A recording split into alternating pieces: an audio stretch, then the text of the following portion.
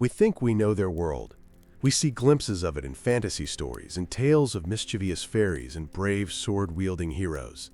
But this is a gentle echo of a much older, stranger, and more terrifying truth. The people who first told these stories, the Gaels of ancient Europe, did not see their gods as characters in a fable. They saw them as the breath in the wind and the darkness in the forest. They were powers to be respected, feared, and appeased. But their true world, the world as they saw it, has been almost completely lost, buried under the weight of new empires and new faiths. We have no holy books written by their own hands, only whispers and fragments recorded by their conquerors. So how can we possibly know their world? How can we understand the gods of a people who left so few records? The answer is not found in a single book, but in the land itself. It is found in the names of rivers that are older than any king, in the shape of ancient hills that were once seen as sleeping giants, and in the traditions that survived for centuries, hiding within the stories of new religions. To understand the Gaelic gods, we must first forget the modern world and step back in time. We must learn to see the world not with our eyes, but with theirs. A world where the veil between our reality and another was terrifyingly thin. Imagine you are standing in a small clearing over 2,000 years ago, in a land that will one day be called Ireland or Scotland. The air is damp and smells of wood smoke and wet earth. There are no great stone cities, no paved roads leading to a distant capital. Your world is the village, a collection of round houses surrounded by a simple wooden wall. Beyond that wall is the true power of this world, the forest. To you, this is not just a collection of trees. It is a living, breathing entity, an ancient being with its own memory, its own moods, and its own secrets. Every sound in this forest has meaning. The snap of a twig could be a deer, or it could be something else entirely, something that does not wish to be seen. The rustle of leaves in the canopy above is not just the wind. It is a conversation you cannot quite understand. To walk into this forest is to walk into another kingdom, a place with rules that are not made by humans. You do not own this land. You are merely a guest, and only for a short time. Your survival depends on showing the proper respect, not just to the animals you hunt, but to the spirit of the woods itself. The rivers and lakes are just as alive. A river is not simply a source of water and fish. It is a goddess. Her voice, the constant murmur of the current, her mood changing with the seasons. A calm, clear lake might be seen as a gateway, a liquid mirror that separates your world from the other world. To the ancient Gaels, the other world was not a distant heaven or a fiery underworld. It was a real place, a parallel reality that existed alongside their own, often just beneath the surface of the water or on the other side of a misty hill. It was a place of eternal youth and strange magic. This belief shaped every part of daily life. When a woman went to the well to draw water, she might leave a small offering, a ribbon, or a carved piece of wood, as a sign of respect for the spirit that lived within. When a man crossed a river, he would say a quiet prayer, asking for safe passage from the power that controlled the waters. This was not a religion of grand temples and weekly ceremonies. It was a constant daily dialogue with a world that was entirely conscious. Every part of nature was a piece of the divine, and to ignore it was to invite misfortune, sickness, or even death. Life was lived in a small, tight-knit community known as a tribe or a clan. Your family and your neighbors were your world. Loyalty to your chieftain and your kin was the highest virtue. Your identity was not just your own. It was tied to your ancestors, the great heroes and chieftains of your lineage, whose stories were told around the fire on long winter nights. These stories were not just entertainment. They were your history, your law, and your sense of who you were in the great chain of being.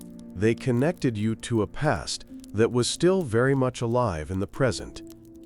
The center of this world was the hearth, the fire in the middle of your family's roundhouse. This fire was never allowed to go out. It was the heart of the home, a source of warmth, light, and safety from the deep, dark night outside. It was where food was cooked, where stories were shared, and where the family gathered. The fire itself was sacred, a tiny piece of the sun brought into the home. It represented community, continuity, and the enduring spirit of the family. The act of tending the fire was an act of preserving the life of the clan itself. There were no written laws. A person's word, their promise, was their bond. Honor was more valuable than gold. To be shamed or to lose your honor was a fate worse than death, as it would bring disgrace not only upon you, but upon your entire family for generations.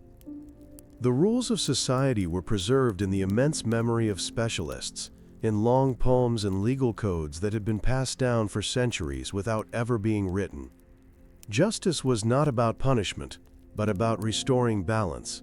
If someone was wronged, a payment had to be made to make things right again.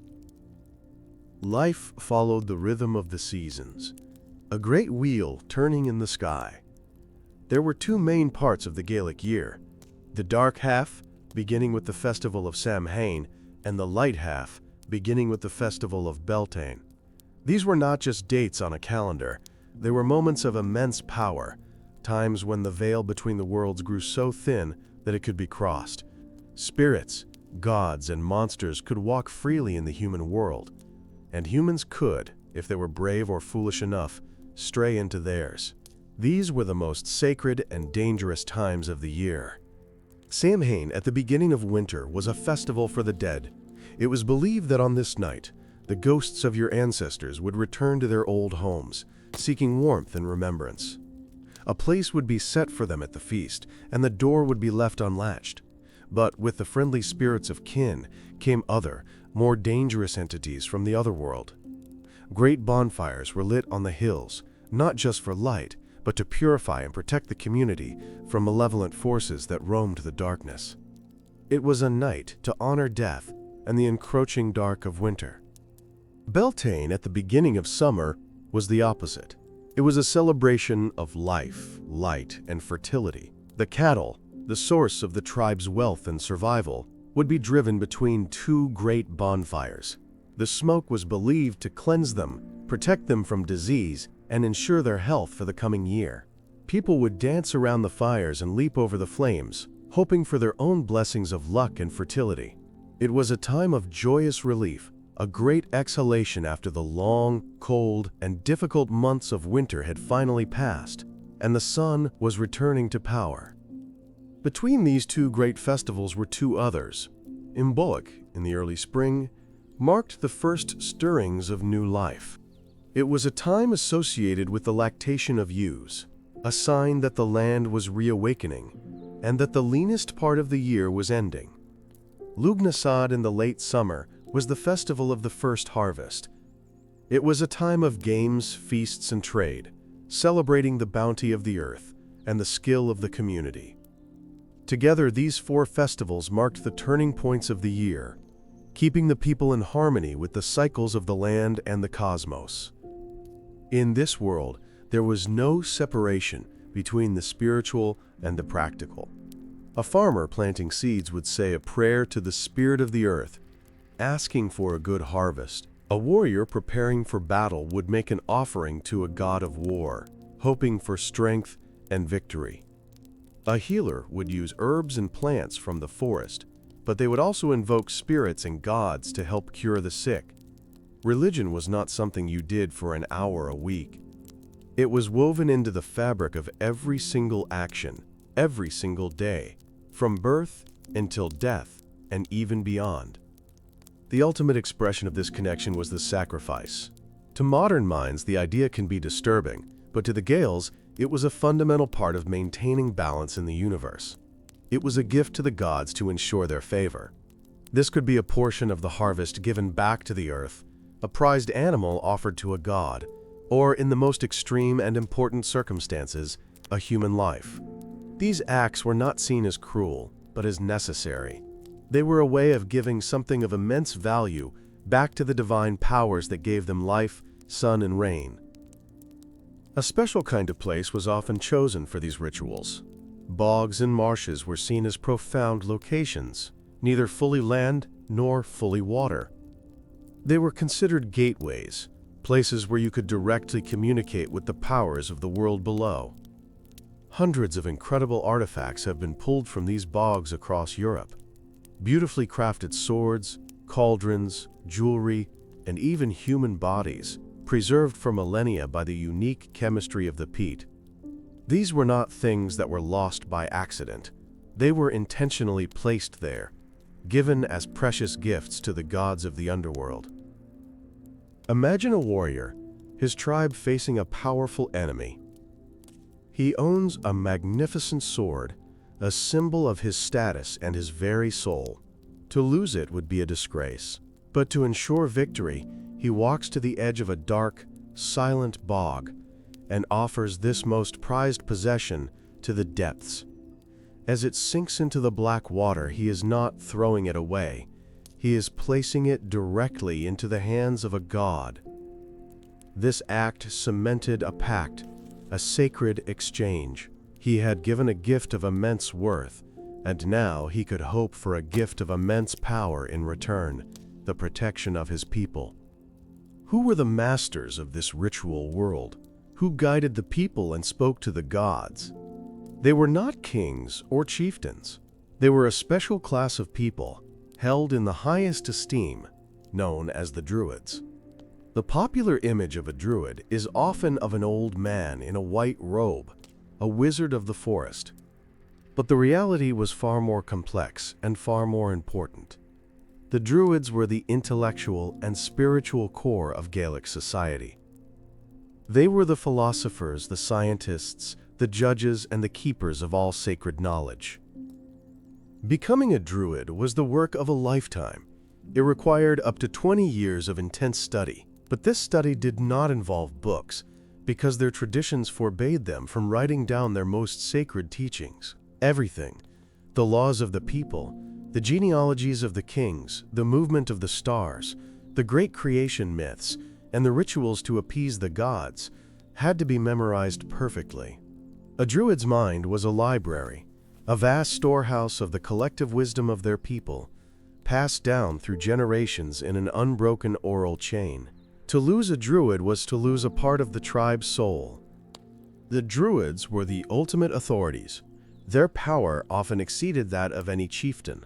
If a king made a decision the Druids did not approve of, they could effectively excommunicate him from society. No one would speak to him, trade with him, or help him. It was a spiritual and social death. They were the arbiters of disputes, their judgment final. They observed the patterns of nature, the flight of birds, and the entrails of sacrificed animals to interpret the will of the gods. They advised leaders on when to go to war and when to make peace. They held society together. But the Druids were not the only keepers of knowledge. There were also the bards. The bards were masters of poetry, music, and story. While the Druids held the sacred and legal knowledge, the bards held the cultural memory. They were the historians and the entertainers. They composed epic poems, praising the heroic deeds of their patrons, and scathing satires to ruin the reputation of their enemies. In a society that valued honor above all, a bard's praise could make a chieftain immortal, while their criticism could destroy his legacy forever. Their words held immense power. A third group, the Vates, were the seers and the prophets. They were the ones who specialized in divination, in seeing the future and understanding the hidden messages of the other world. They might enter a trance, chew on certain plants, or sleep on the grave of an ancestor to receive a vision. Their prophecies, often delivered in cryptic, poetic language, would be interpreted by the Druids and could shape the destiny of entire tribes. Together, these three classes, Druid, Bard, and Vate, formed the intellectual and spiritual elite, the guardians of the Gaelic worldview. This was a world steeped in magic, but not the magic of spells and wands from fantasy books. For the Gaels, magic was the inherent power that flowed through all things.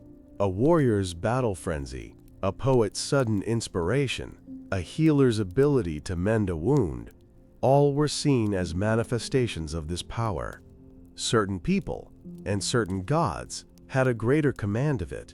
Magic was about understanding the deep connections between things and using that knowledge to influence the world. It was a natural force, like wind or gravity, that could be harnessed by those with the proper wisdom. The human body itself was part of this magical landscape. The head, in particular, was considered the seat of the soul, a source of immense spiritual power. In warfare, taking the head of an enemy was not just about proving a victory. It was about capturing their spirit, their power, and their identity. The heads of honored enemies or revered ancestors might be preserved and kept in sacred places, believed to offer protection and wisdom to the living. This belief shows how deeply the physical and spiritual were intertwined. Nothing was just an object. Everything was a vessel for power. All these beliefs, the living land, the ever-present otherworld, the power of the spoken word, and the wisdom of the Druids, formed the foundation of their spiritual world. It was a complex and sophisticated system, perfectly adapted to their environment and way of life.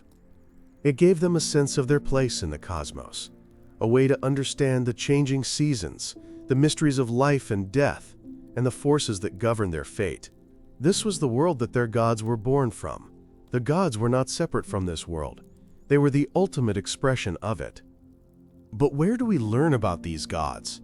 If the Druids wrote nothing down, how do we know their names or their stories?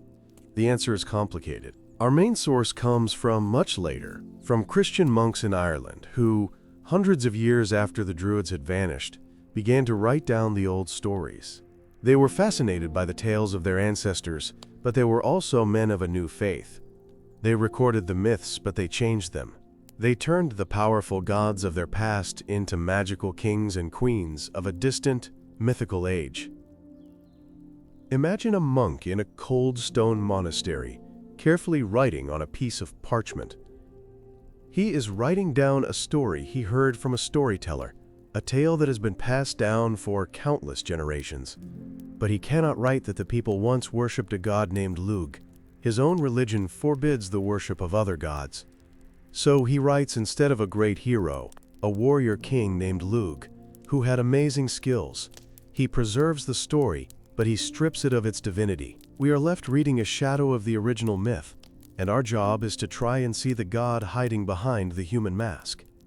A second source of information comes from their conquerors, the Romans. Roman leaders like Julius Caesar wrote about the Celtic peoples they encountered, including their gods.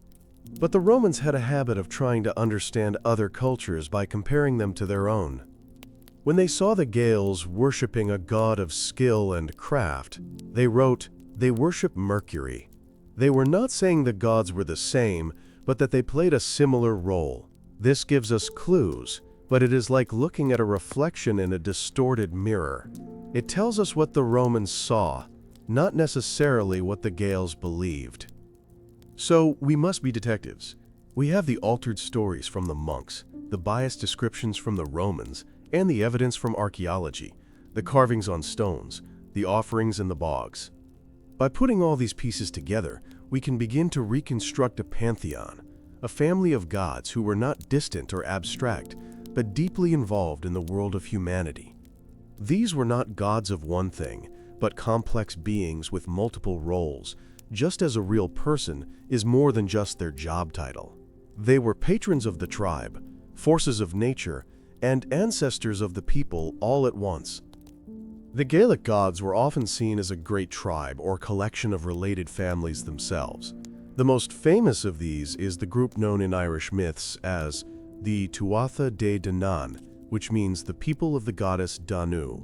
They were not seen as the creators of the world from nothing.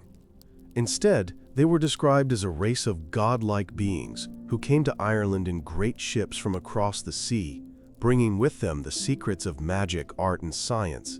They were masters of all the skills that were important to Gaelic society, the perfect models for humanity to look up to.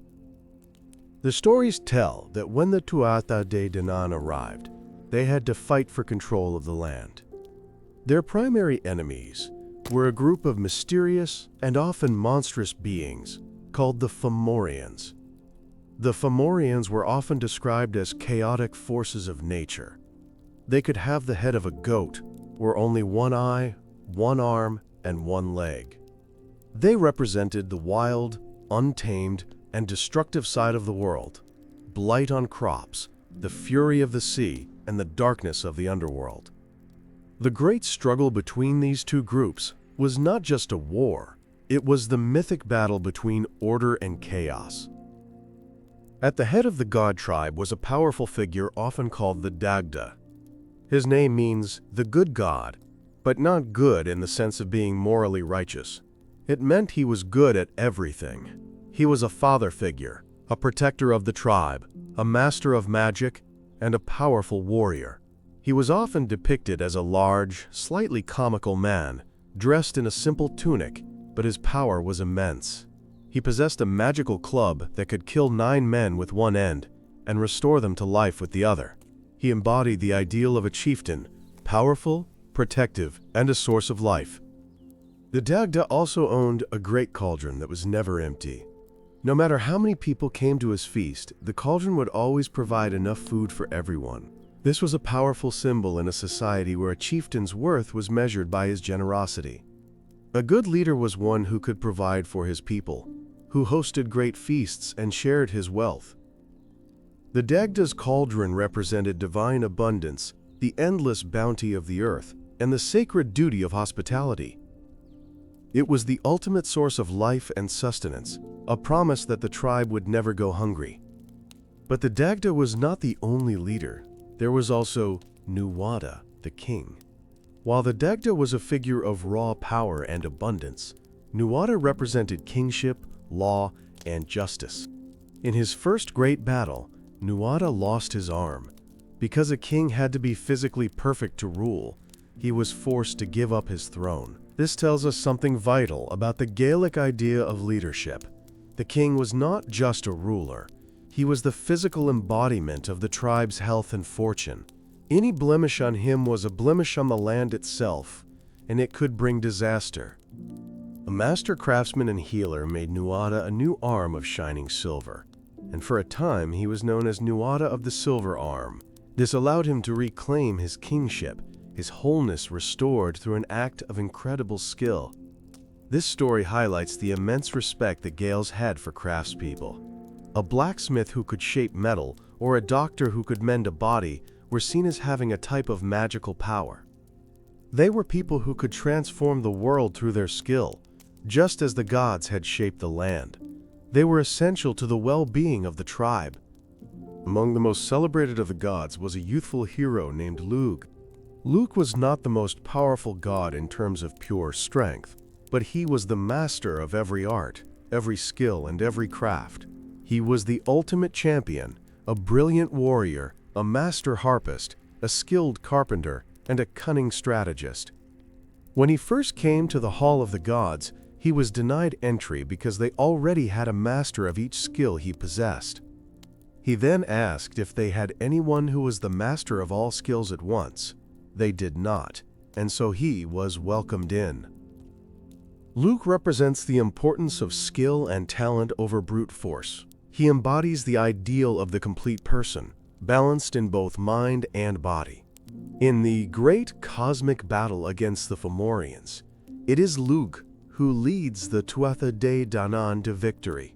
He uses a sling to cast a stone that puts out the single, terrible eye of the Fomorian leader, Balor. This is not just a story of a young hero defeating a giant.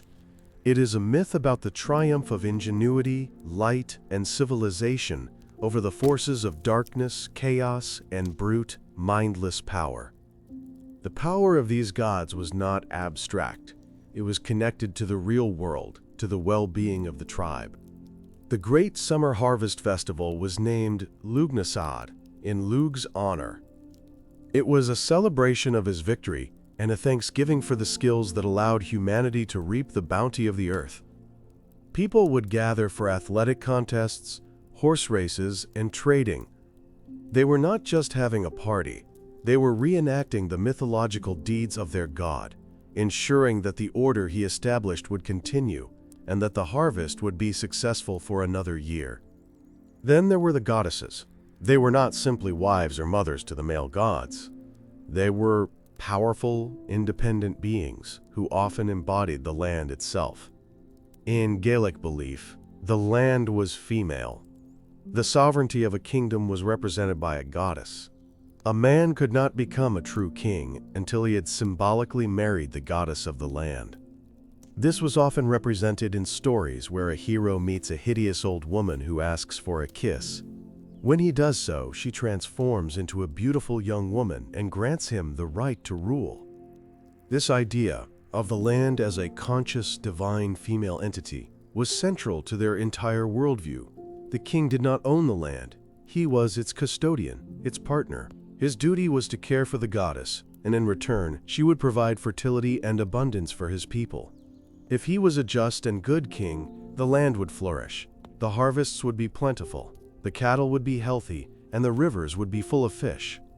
But if he was an unjust or flawed king, the land would suffer, becoming barren and refusing to provide for the people. One of the most important of these goddesses was Bridget. She was a goddess of poetry, healing, and smithcraft, the three most important skills in the ancient world. She represented the fire of inspiration for the bards, the fire of the forge for the blacksmith, and the fire of life and healing for the sick.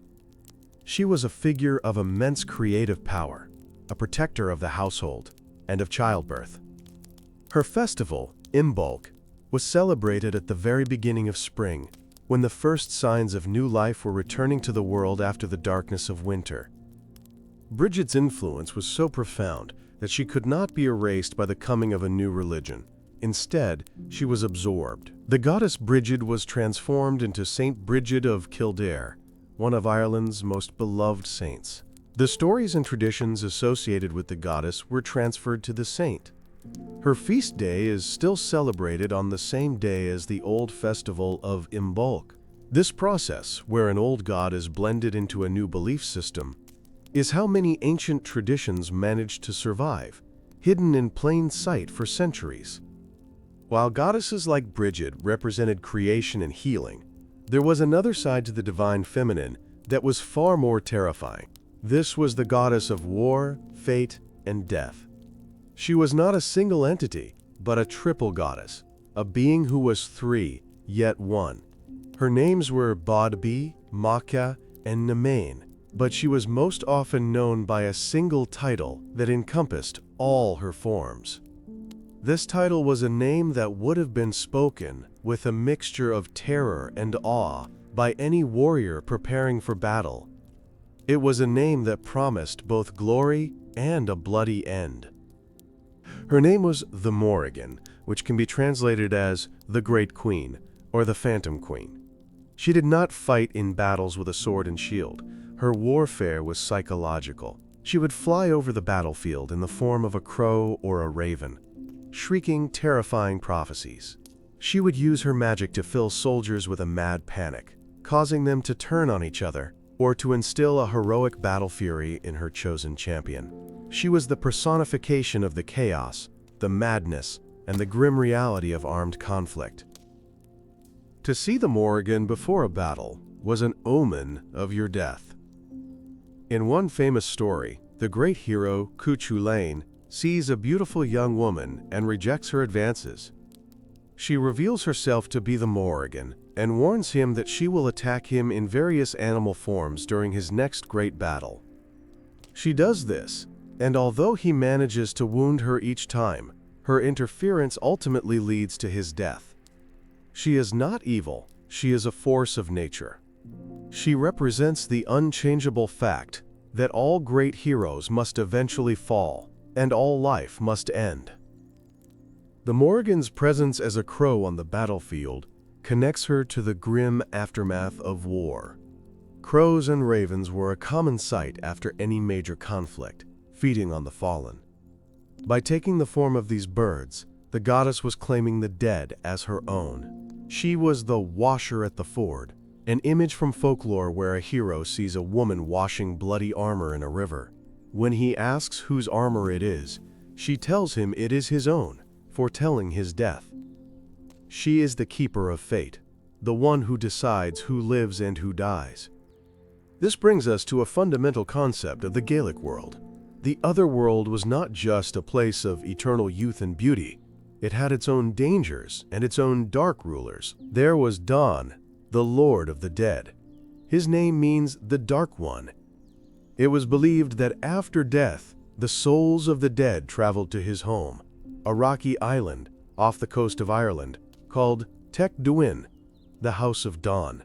This was not a place of punishment like a Christian hell. It was simply the final gathering place, a dark and quiet home for all who had passed from the world of the living. So the gods were not just a distant family living in the sky. They were deeply woven into the fabric of the world. The Dagda's abundance was in the soil. Lug's skill was in the hands of the craftsman. Brigid's fire was in the poet's mind. The Morrigan's shadow was on the battlefield. And Donn's house was the final destination that awaited everyone. The mythology was a living map that explained everything a person experienced, from the joy of a good harvest to the sorrow of death. It provided a sense of order and meaning in a world that could often be harsh and unpredictable.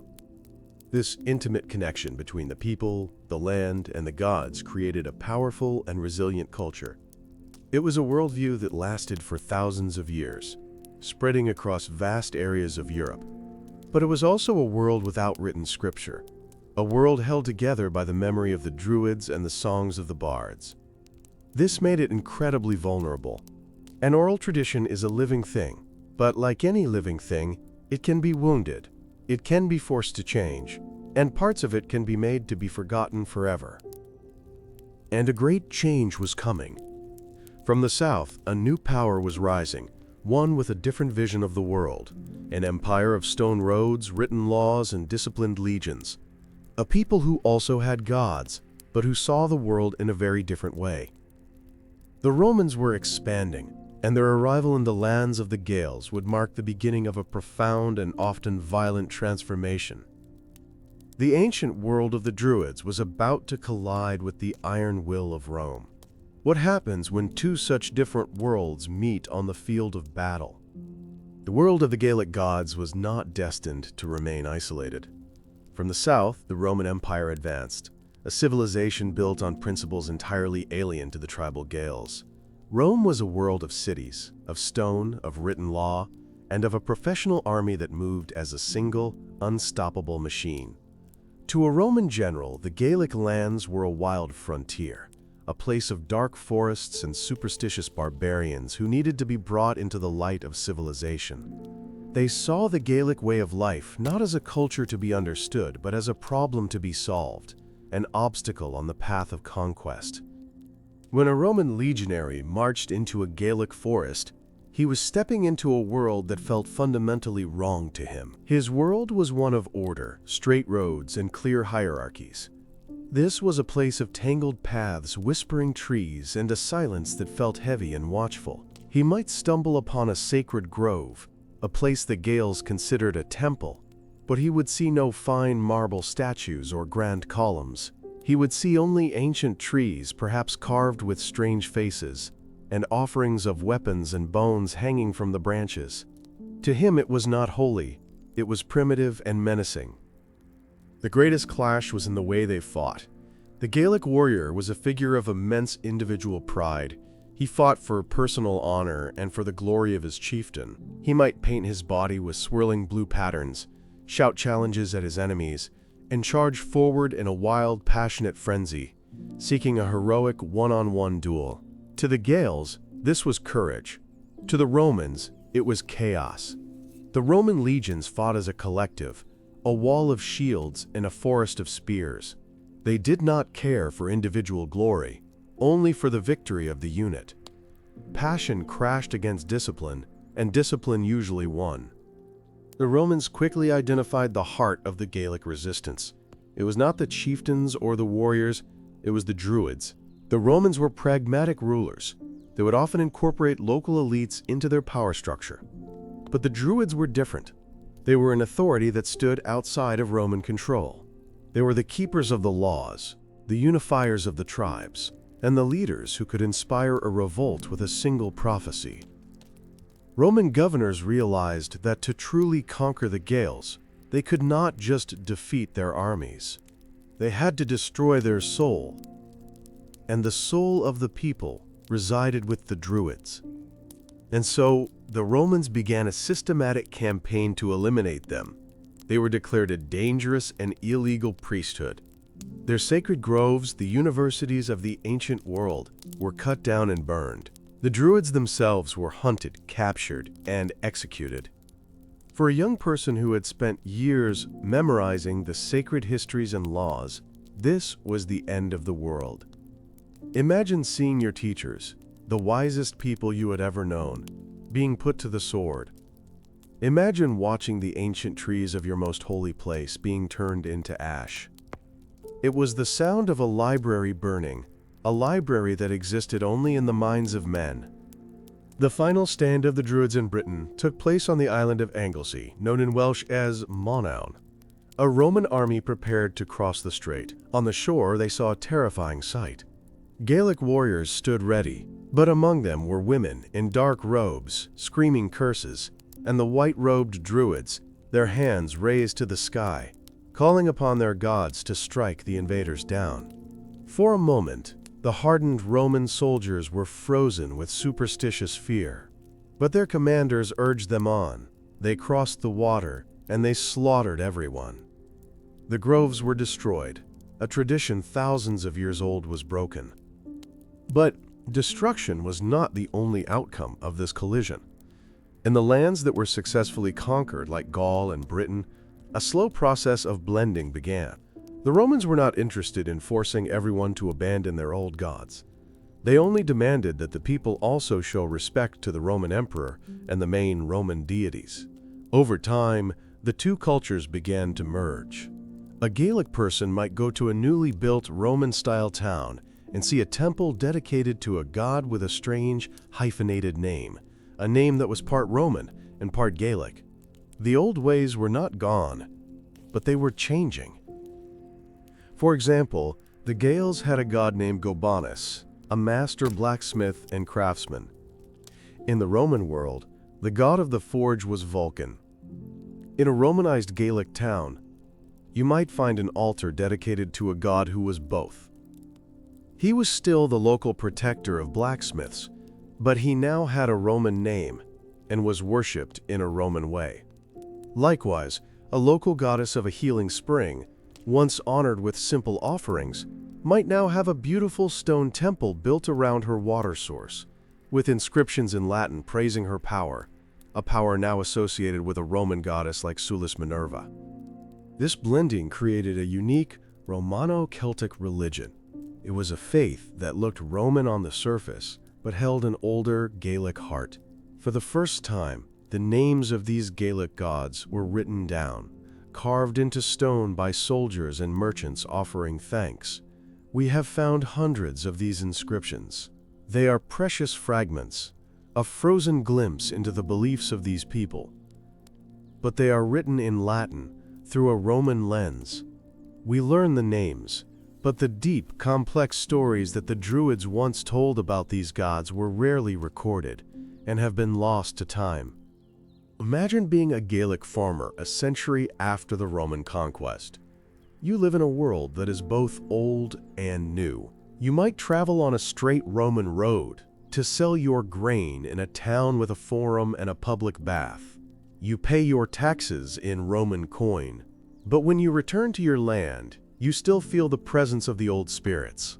You might make an offering at the new stone temple, but you also leave a small gift at the ancient, sacred tree on the hill, just as your ancestors did. Your world has expanded, but the old powers are still present. This new, blended world offered a kind of stability. The constant tribal warfare that had defined Gaelic life was suppressed by the, quote, Pax Romana, the Roman peace. Trade flourished. New ideas and technology spread. But something profound was lost.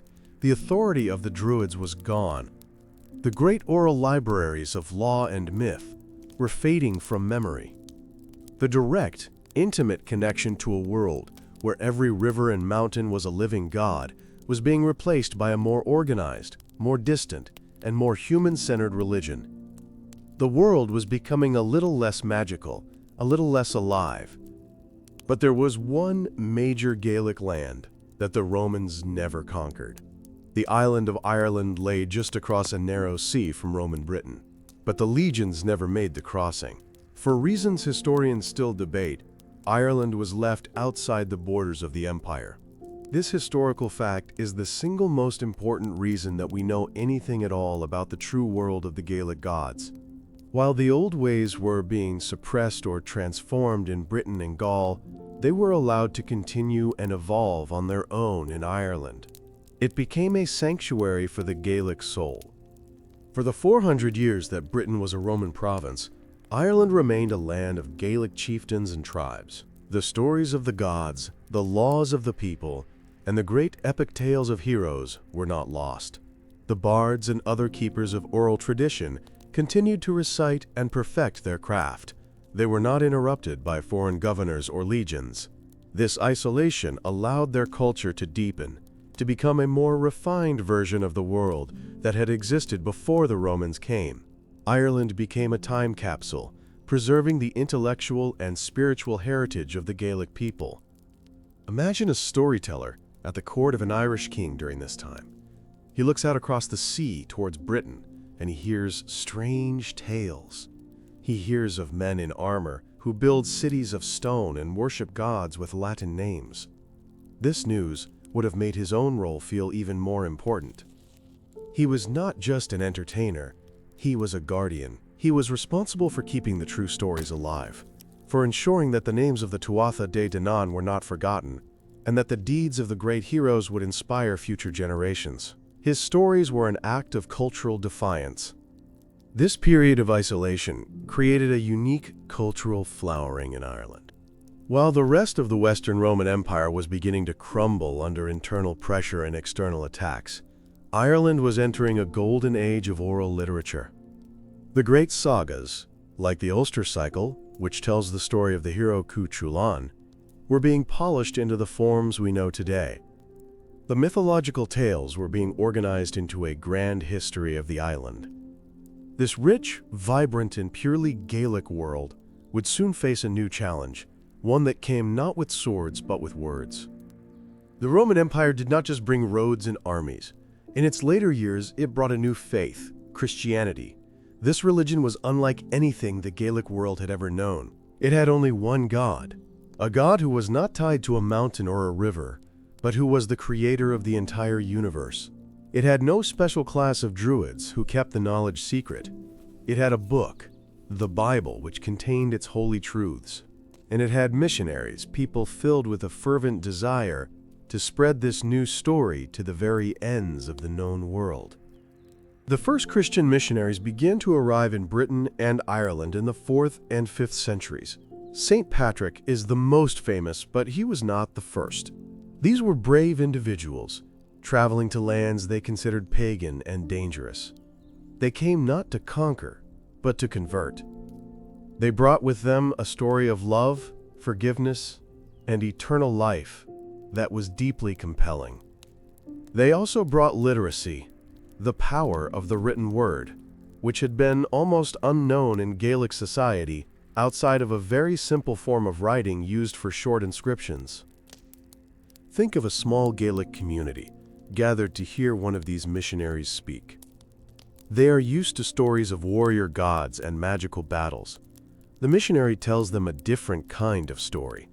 He speaks of a God who willingly sacrificed his own son to save humanity from its failings. He talks about a heaven that is open to everyone, not just great heroes, and an underworld of punishment for evil. This new story offered a personal relationship with the divine and a moral code that was very different from the old honor-based system of the tribe. It was a powerful and revolutionary message. The conversion of Ireland was a slow and relatively peaceful process.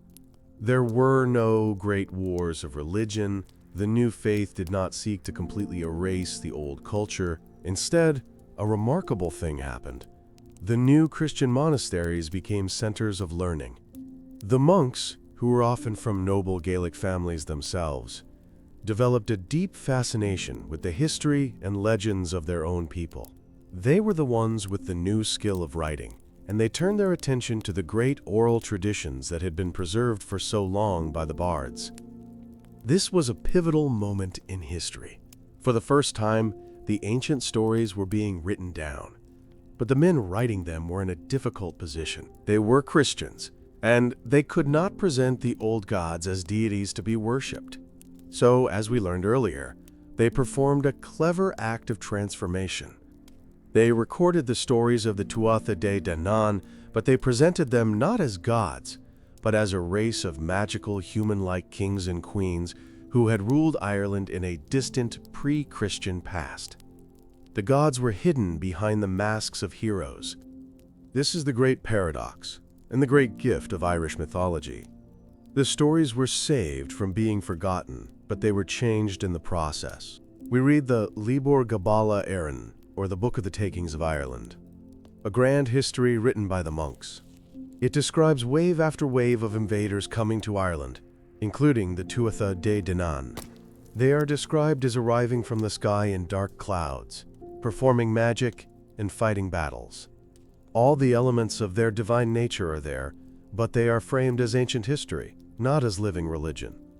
So when we read about Luga the Longarm, the master of all skills, we are reading about a god, but the text calls him a king. When we read about the Dagda and his magical cauldron, we are reading about a father god, but the text presents him as a powerful chieftain from a bygone age. It is our job, as readers, as detectives of history, to look through this Christian filter and see the divinity that shines beneath. The monks preserved the stories, but they left it to us to understand their original meaning. What did this mean for a regular person living through this change? Their worldview was slowly shifting. The world was no longer filled with a multitude of gods, each with their own domain. Now there was one all-powerful God. The sacred grove on the hill, once the home of a powerful spirit, was now just a collection of trees. Or, perhaps, a Christian chapel was built there, co-opting the sacredness of the location. The old festivals were not always abolished. Instead, they were often incorporated into the Christian calendar. Imbolc became St. Bridget's Day. Samhain's traditions bled into All Hallows' Eve. The other world, that magical realm that was once just on the other side of a hill or beneath a lake, was also transformed. It was no longer a neutral place of gods and strange beings. In Christian teaching, the supernatural world was divided more sharply into good and evil, the work of God and the work of the devil. The old gods and nature spirits, if they were believed to exist at all, were often reinterpreted as something more sinister. They became demons, or mischievous and sometimes dangerous fairies, the little people of later folklore. The Tuatha Dé Danann, the great and shining gods of the past, suffered a peculiar fate in this new folklore. The story said that after they were defeated by a later wave of human invaders, they did not leave Ireland.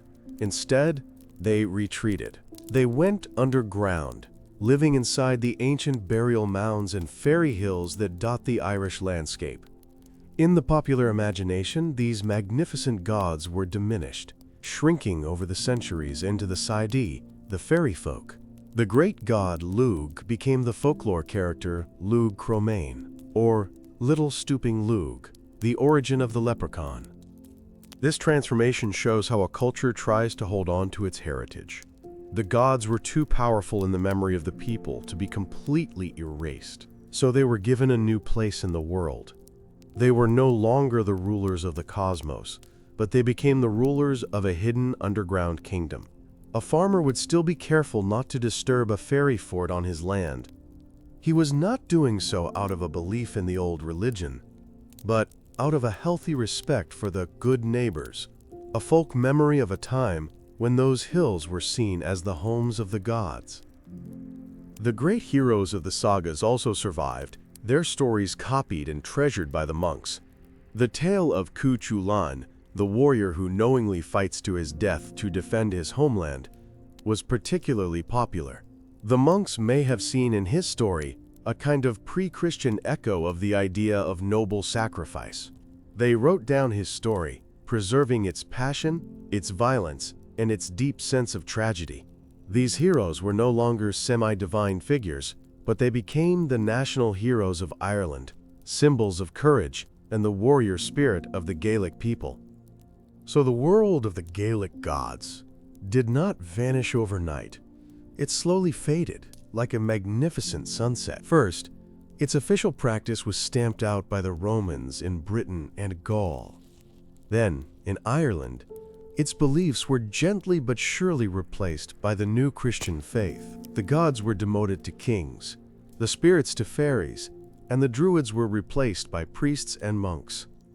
The knowledge that was once passed down through a living chain of human memory was now confined to manuscripts, written in a new language and interpreted through the lens of a new faith.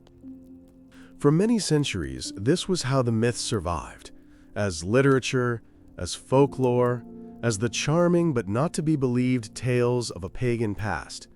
The great manuscripts were kept in monasteries, copied and recopied.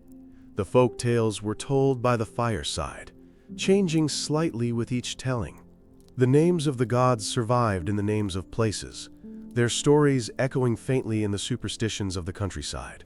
The real, living faith that had once defined the world for millions of people was sleeping, buried deep beneath layers of new history. But in the 19th century, something began to change. A new wave of scholars and artists in Ireland began to look back at these old manuscripts, not as quaint relics, but as the foundation of a unique national identity. At a time when Ireland was under British rule, people were searching for their own native heritage, for stories that were purely Irish. They found them in the tales of Cuchulainn and the Tuatha Dé Danann. This was the beginning of the Celtic revival, a movement that would attempt to awaken the sleeping gods. Poets like W.B. Yeats and writers like Lady Gregory became fascinated with this forgotten world. They translated the old sagas into English, making them accessible to a wide audience for the first time. They collected the folk tales that were still being told in rural Irish-speaking areas. They saw in these stories a beauty, a strangeness, and a spiritual depth that they felt was missing from the modern world. They were not trying to restart the old religion, but they were trying to reconnect with the imaginative spirit of their ancestors. Yeats, in his poetry, wrote of the Sita not as tiny fairies, but as the magnificent, terrible, and beautiful beings of the original myths. Lady Gregory's collections of myths and legends became bestsellers, introducing a generation to the names of Lugh, the Dagda, and the Morrigan. This cultural movement gave the old gods a new kind of life. They were no longer just characters in dusty manuscripts. They were becoming powerful symbols of Irish culture, art, and the struggle for independence. They were re-entering the popular imagination as figures of mythic power. This revival had a profound impact. It elevated the Gaelic myths to the same level of importance as the myths of Greece and Rome. They were recognized as a great world mythology, a unique and valuable part of human heritage. The stories inspired plays, poems, paintings, and political movements. The gods were no longer sleeping. They were awake again, but this time they lived not in sacred groves, but in the pages of books and the hearts of artists. They had been transformed from objects of worship into sources of inspiration. This process continues today. The Gaelic gods are now more widely known than at any time in the last 1,000 years. They appear in fantasy novels, in video games, and in movies. Often, these portrayals are not very accurate to the original myths. They are simplified, changed to fit the needs of a modern story. The Morrigan might be portrayed as a simple villain, or Lugh as a generic fantasy hero. But even in these changed forms, the names are being spoken. The memory of that ancient world is being kept alive, even if it is in a new and different way. Alongside this popular interest, a new religious movement has also emerged. This is modern paganism, or neo-Druidry. These are people who are not just inspired by the myths, but who seek to reconstruct and practice a religion based on the old ways. They study the ancient texts, the archaeology, and the folklore, and they try to build a living faith that honors the Gaelic gods and the spirit of the land. For them, the Dagda and Brigid are not just characters, they are divine forces that can still be experienced in the world today. This presents a unique challenge. How do you revive a religion whose most sacred teachings were never written down and whose central priesthood was destroyed 2,000 years ago? Modern Druids have to rely on the same fragmented sources as scholars, the biased Roman accounts, the altered monastic texts, and the whispers of folklore. They are engaged in a profound act of spiritual archaeology, trying to piece together a broken vessel, knowing that some pieces will forever be missing. It is a path of reverence, but also of creative reimagining. So the Gaelic gods have had a long and strange journey. They began as the living heart of a culture, as real to their people as the rain and the sun. They were the forces that governed every aspect of life. They were then suppressed by an empire, transformed by a new religion, and diminished into folklore. For centuries, they slept in manuscripts and fairy tales. Then, they were reawakened as cultural symbols, as literary inspiration, and finally, for some, as gods to be worshipped once more. Their story is a powerful testament to the resilience of myth. The world they came from is gone. We cannot truly know what it felt like to stand with a druid in a sacred oak grove. We cannot fully understand the terror and awe a warrior felt when he heard the cry of the Morrigan's crows overhead. That world has passed into history, but the questions and the truths that the myths explored have not changed. They are still stories about the conflict between order and chaos, about the relationship between humanity and nature, about the meaning of heroism, and about the inescapable reality of life and death. The gods represent enduring aspects of the human experience. The Dagda is the joy of abundance and the responsibility of the provider. Luke is the spark of human ingenuity and the pursuit of excellence. Brigid is the fire of creativity and the gentle power of healing. The Morrigan is our confrontation with fate, with the parts of life that are savage, necessary, and beyond our control. These are not just ancient ideas. They are patterns of life that we still see and feel today, even if we no longer call them by these old Gaelic names. This brings us back to the very beginning of our journey. We began with a world that seemed lost, a set of beliefs known only through whispers and echoes. We asked how we could possibly understand the gods of a people who left no holy books. We have seen that the answer lies in piecing together the clues they left behind, in the land, in the stories recorded by their conquerors and converts, and in the traditions that refused to die. We have traveled through their world and seen how it was changed by time, conquest, and new ideas. But there is one final piece to this puzzle. We have seen how the gods were remembered. But what about the core idea that held their world together? The belief in a living world, where the land itself was divine, where the other world was always close at hand. Did this idea vanish completely with the coming of new religions and a more scientific age? Or did it simply go into hiding, surviving in a different form, waiting to be rediscovered? What happens to the soul of a culture when its gods fade away? The deep connection to the land did not entirely disappear. It survived in the poetry and stories of the people. Irish and Scottish literature is famous for its powerful sense of place, for its descriptions of the landscape as a living, breathing character in the story. The love of a particular hill, a specific lake, or a lonely valley remained a core part of the Gaelic identity. This was not religion anymore, but it was the ghost of that older belief, a cultural memory of a time when the land was not just a place, but a presence. This feeling also survived in the music. The traditional music of Ireland and Scotland is deeply tied to the landscape and to the stories of the people. There are tunes named after places, songs that tell the old tales, and laments that mourn the loss of heroes. When someone plays a reel on a fiddle or sings an ancient ballad, they are tapping into a stream of culture that flows all the way back to the world of the bards. The music carries the emotional imprint of that lost world, its joy, its sorrow, and its sense of wonder. Even the language itself holds a memory of this worldview.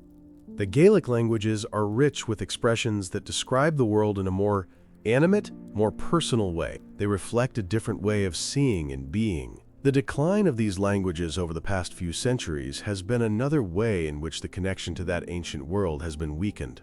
When a language is lost, it is not just words that disappear. A unique way of understanding the universe, passed down for thousands of years, also fades into silence. So the legacy of the Gaelic gods is not just a collection of myths, it is an entire worldview, fragments of which have survived in many different forms.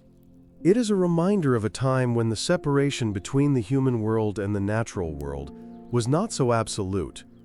It speaks of a deep, intuitive understanding that the health of the people and the health of the land are a single, interconnected thing. This was the central truth of the Druids, and it is an idea that has gained a new and urgent relevance in our own time.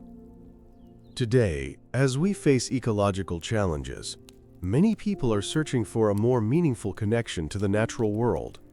We are beginning to understand, in a scientific way, what the ancient Gaels understood in a spiritual way, that the rivers, the forests, and the soil are not just resources to be used. They are the living systems that sustain us. The old idea of the land as a sacred, conscious being no longer sounds like a primitive superstition. It sounds, in many ways, like a deep and necessary wisdom. This is perhaps the most profound way that the world of the Gaelic gods endures. It offers us a different lens through which to see our own world. It invites us to imagine a reality where a walk in the woods is a visit to a sacred place, where a river is not just water, but a source of life with its own story, and where our actions have a direct spiritual consequence on the well-being of the world around us. It is a mythology that pulls us back to the earth, back to a sense of belonging to a place. We have seen the gods in their original glory, as masters of the cosmos and protectors of the tribe. We have watched them fight for control of the land against the forces of chaos. We have seen them fade in the face of Roman steel and Christian faith, becoming heroes, then fairies, then figures of folklore. And we have seen them re-emerge in the modern world as symbols of cultural identity and sources of spiritual inspiration. Their long echo has traveled through thousands of years of history to reach us today. The true history of the Gaelic gods is not a simple story of ancient beliefs. It is a story about memory itself. It shows us how cultures adapt, how they preserve what is most important to them, and how old ideas can find new life in changed circumstances. The gods may no longer be worshipped by entire nations, but they have not truly vanished. They live on in the stories we tell, in the land we walk upon, and in the enduring human search for meaning, wonder, and a connection to the world beyond our own. But our story began with a promise. We said that the gentle echoes of this world hide a stranger and more terrifying truth. We have explored the world of the gods, but we have not yet fully confronted the darkness they held at bay. The Fomorians, those chaotic beings they fought, were more than just monsters. They were a vision of reality at its most brutal. What did it truly mean for a person to live in a world where these forces of chaos were not just a myth, but a real and present danger, waiting just beyond the bonfire's light? To understand the Fomorians, we must understand fear. Not the fear of an enemy army, but a deeper, more ancient dread. Imagine you are an early farmer. Your entire existence depends on a delicate balance. You need enough sun, but not a drought. You need enough rain, but not a flood. You need your cattle to be healthy, not struck by a sudden, wasting sickness. The Fomorians were the name the Gaels gave to the force that broke this balance. They were the embodiment of nature's indifference, its power to destroy without reason. They were the blight that withered the crops, the storm that sank the fishing boat, the plague that swept through the village. They were not simply monsters from a distant land. They were a constant, lurking possibility. The stories describe them as grotesque, misshapen beings. One might have the head of a goat, another only a single arm and a single leg. These descriptions are not literal. They are a way of expressing something that is fundamentally wrong, something unnatural and out of place. The Fomorians represented the world when it was twisted out of its proper shape. They were chaos made flesh, a vision of reality where the natural order had collapsed, leaving only decay, violence, and despair. The greatest of the Fomorian kings was Balor of the Evil Eye. His story is a powerful metaphor for sudden, unavoidable disaster. He had a single huge eye that, when opened, could destroy anything it looked upon. An entire army could be withered by his gaze. For most of the year, the eye was kept shut with a heavy lid that required several men to lift. Balor's eye is not just a magical weapon in a myth. It is the personification of a lightning strike from a clear sky, a healthy child falling sick overnight, a devastating frost in late spring. It is death that comes without warning and without defense. Living with this belief meant living with a constant sense of vulnerability. The world beyond the safety of your village walls was not empty, it was hostile. The Tuatha Dé Danann, the gods of the tribe, were your protectors, but their victory was never guaranteed. Appeasing them with offerings and rituals was not just a matter of tradition, it was a desperate act of survival. It was an attempt to strengthen the forces of order, to keep the protective shield of the gods held firmly against the endless pressure of chaos that was always pushing at the boundaries of your world. The central myth of the Gaelic world, the story that was told and retold to reaffirm their entire worldview, was the account of the Second Battle of Mag Tuatha. This was not just a tale of heroes and monsters.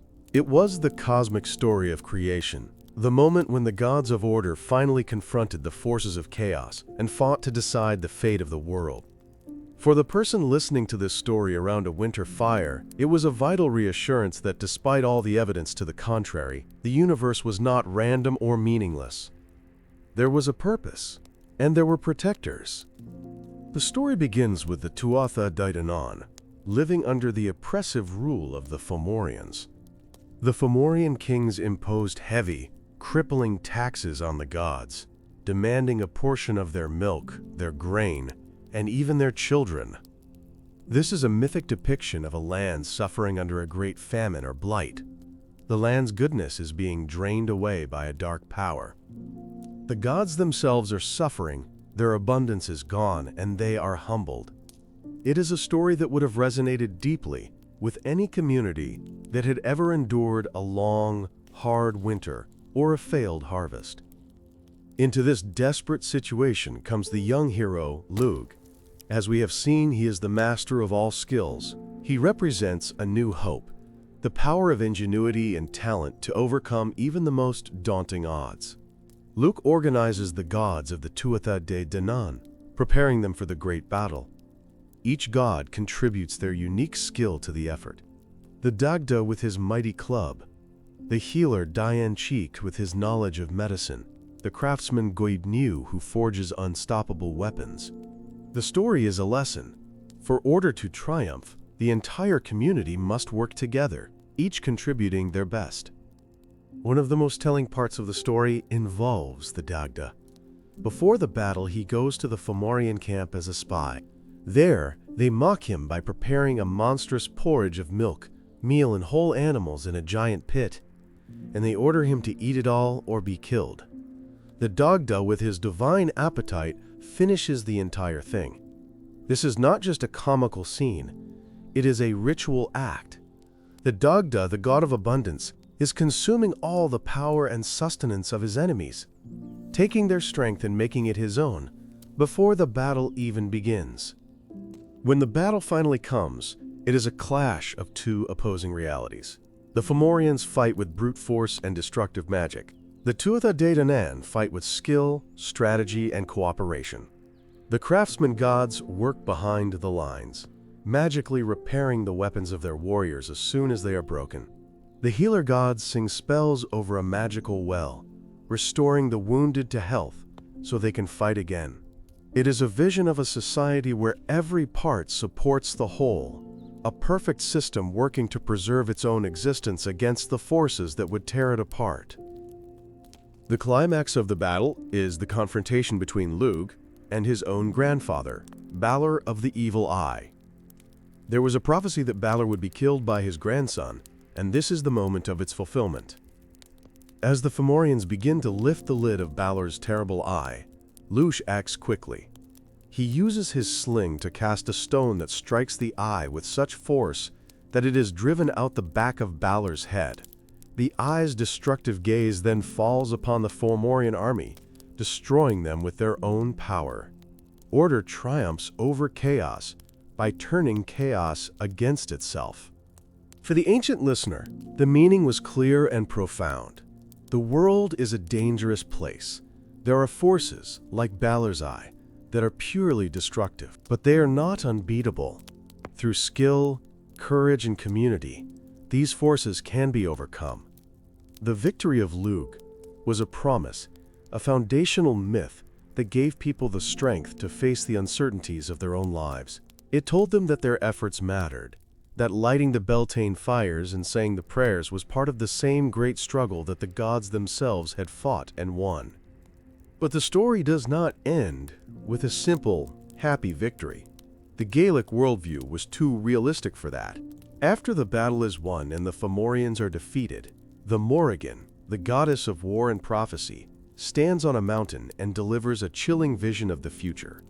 She speaks of a time to come when the world will fall apart, when seasons will be disordered, when honor will be lost, and when families will turn against each other. She prophesies the end of the age of the gods, the eventual triumph of a different kind of chaos.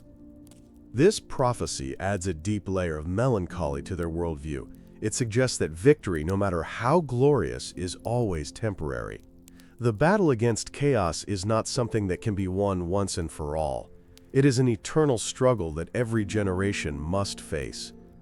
The world of the gods, this perfect order they established, is precious but also fragile. It must be constantly maintained and defended, because the memory of the Fomorians and the threat of their return never truly goes away. The world is a garden carved out of a wild and dangerous forest. This belief shaped the Gaelic sense of time. They did not see time as a straight line of progress, leading to a better and better future. They saw it as a cycle of growth, decay, and rebirth. There were golden ages, like the time after the Great Battle, but these would inevitably be followed by dark ages. This cyclical view was mirrored in the turning of the seasons, from the life of summer to the death of winter and back again. It created a resilient but not overly optimistic mindset. You enjoyed the good times, and you endured the bad, knowing that the wheel would always continue to turn. The struggle between order and chaos was not just something that happened in the mythical past. It was a part of every person's life. The boundary between the settled human world and the wild, untamed world was a place of both danger and power. The farmland around your village was a realm of order, a place where human skill had created safety and sustenance. But the forest, the mountains, and the sea that lay beyond were the realms of chaos, the places where Fomorian-like power still held sway. To venture into these places was to risk your life. This is why so many stories are about heroes who must leave the safety of their community and travel into the wilderness or into the other world. These journeys are tests. The hero must confront the forces of chaos directly and prove that they have the skill and courage to survive. When they return, they bring back some treasure, some knowledge, or some boon that benefits the entire tribe. The hero's journey is a story about pushing back the boundaries of the unknown, about making the world a little bit safer and more orderly, at least for a while. One of the most powerful expressions of this tension in a person's life was the concept of the geese. A geis was a sacred taboo, a prohibition or an obligation placed upon an individual, often a hero or a king. It was not a law made by people, but a bond tied to the forces of the other world. For example, a hero might have a geis never to eat the meat of a dog, or a king might have a geis to never let the sun set on him in a certain place. These were invisible rules that maintained their personal order. Breaking a geis, even accidentally, would bring immediate misfortune or death. It was a catastrophic collapse of the hero's personal world. The story of the great hero Cuchulainn is defined by this. He has several gyasa, including one not to eat dog meat, but his name, Cuchulainn, means the hound of Culainn, and so he also has an obligation to never refuse a meal offered to him. His enemies exploit this, offering him a meal of dog meat. He is trapped in a paradox. To keep one bond, he must break another. This act unravels his fate and leads directly to his death. For the person listening to this story, the geis was a powerful lesson about the nature of fate and the fragility of human fortune. It taught that the world was governed by complex and sometimes contradictory rules. Your life was a careful walk on a narrow path. As long as you maintained your honor and respected the sacred bonds, you were protected. But a single misstep, a single moment of disrespect, could invite the forces of chaos to rush in and destroy everything you had built. It created a deep sense of responsibility for one's own actions. This worldview, this constant awareness of the struggle between order and chaos, explains the two sides of the Gaelic gods. On one hand, you have gods like the Dagda and Brigid, who are figures of warmth, creation, and community. They represent the world as a safe and nurturing home. On the other hand, you have gods like the Morrigan, the terrifying goddess of war. She is not evil, but she is a part of the divine order who embodies the necessary, violent, and chaotic side of reality. She is a reminder that even the gods are not entirely tame. The Morrigan's role in the great battle is crucial. She does not just predict the victory, she actively helps to secure it by using her magic. This tells us something very important. In the Gaelic mind, chaos was not something to be eliminated entirely. A certain amount of wild, untamed energy was necessary for life. A world of perfect, unchanging order would be a world of stagnation. The Morrigan represents the warrior fury, the spark of wildness that is needed to defend the ordered world. Chaos must be defeated, but its power must also be respected and sometimes harnessed. Think of a blacksmith forging a sword. He takes a rough, chaotic lump of iron ore. He puts it into the fire, a chaotic and destructive element. He then uses his skill and strength, his ordered power, to hammer it into a useful and beautiful shape. This process is a perfect metaphor for the Gaelic worldview. The goal of life, and the work of the gods, was to take the raw, chaotic energy of the universe and shape it into something of order, beauty, and purpose. It was a constant act of creation in the face of potential destruction. This belief system provided a complete explanation for the world. It accounted for the beauty of the harvest and the terror of the storm. It gave a reason for the rise of great heroes and for their tragic falls. It provided a moral compass based on honor, community, and respect for the invisible forces that governed fate. It was a dark and often frightening worldview, but it was also filled with the possibility of heroism, magic, and a deep connection to the living land. It was a faith perfectly suited to the world in which the Gaelic people lived. But this entire way of seeing the world was about to be challenged in the most fundamental way. Christianity did not just bring a new God. It brought a completely new story about the nature of chaos and evil. In the Christian story, the world was not a battleground between the impersonal forces of order and chaos. It was a battleground between a perfectly good God and a single malevolent being who was the source of all evil, the devil. This was a revolutionary idea, and it would change everything. Imagine a Gaelic farmer hearing about the devil for the first time. For his entire life, he has understood misfortune as the work of the Fomorians or the result of a broken taboo. impersonal forces of chaos. Now a missionary tells him that these things are caused by a single, intelligent entity who hates humanity and actively works to bring about its damnation. This changes the nature of fear. The storm is no longer just a storm, it might be a direct attack. The sickness is no longer just a sickness, it might be a temptation or a punishment. This new idea began to reshape the old beliefs. The old gods and spirits, who had once been a complex mix of helpful and dangerous, were now sorted into new categories. The good and nurturing aspects, like Brigid's healing power, were often absorbed into the stories of Christian saints.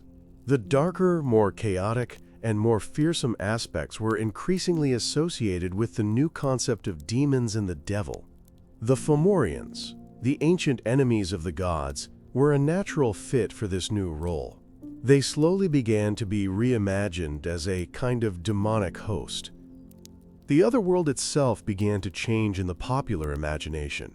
What was once a magical, morally neutral place that existed alongside our own was now often seen as a dangerous realm, the home of demonic beings. The Sidhe, the fairy folk, who were the diminished memory of the gods, became more sinister. They were no longer just powerful and capricious neighbors. They were often seen as fallen angels, who stole human children and lured people to their doom. The old respect was mixed with a new, more theological kind of fear. The concept of the battle also changed. The old story was about the gods fighting the Fomorians to establish order in the world. The new story was about saints fighting demons to save human souls.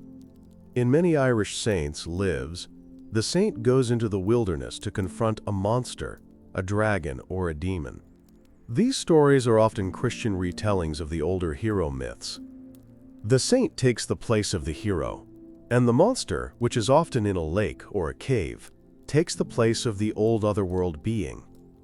For example, St. Patrick is said to have driven all the snakes out of Ireland. Since Ireland never had any native snakes, this story is not about literal reptiles.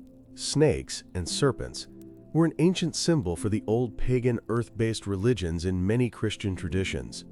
The story of St. Patrick driving out the snakes is a metaphor for his work in replacing the old faith of the Druids with the new faith of Christianity. He is symbolically defeating the old powers and cleansing the land to make it a Christian kingdom. This process was slow and uneven. For centuries, the old and new beliefs existed side by side. A person might go to Mass on Sunday, but they would still leave a bowl of milk out for the fairies, just in case. They would pray to God for a good harvest, but they would also be careful not to plow a field that was known to be a fairy fort. This blending of beliefs created the unique and magical character of Irish Christianity, a faith that was deeply orthodox, but also retained a powerful memory of the older, enchanted world. The great mythological manuscripts, written by the monks, are a perfect example of this. The monks were writing about their pagan ancestors, but they framed the entire history within a Christian context. They tried to connect the genealogies of the old Irish kings all the way back to Adam and Eve from the Bible. They presented the coming of the Tuatha Dé Danann as just one event in a long history that would ultimately lead to the coming of Christ to Ireland. They were fitting their native story into the larger story of the Christian world. This had a profound effect on the gods themselves.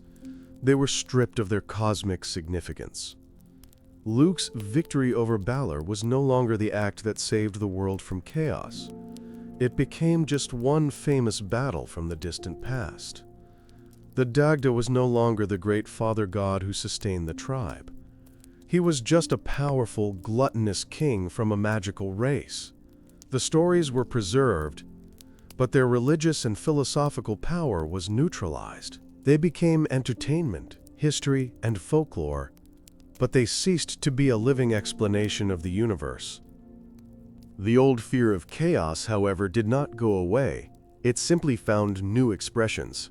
It was channeled into the fear of demonic temptation, the fear of hell, and the fear of witchcraft. The old bonfires that were lit at Samhain to ward off malevolent spirits from the otherworld continued to be lit, but now they were understood as a way to ward off the devil and his demons on All Hallows' Eve.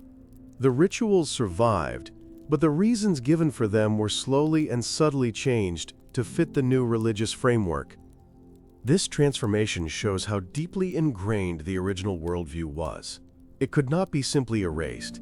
It had to be rewritten, reinterpreted, and absorbed. The fundamental structure of the Gaelic imagination, with its deep sense of place, its belief in a nearby supernatural world, and its awareness of the constant struggle against dark forces, remained intact. It just learned to speak in a new language, the language of saints and demons instead of gods and Fomorians. The soul of the culture was preserved in a new vessel.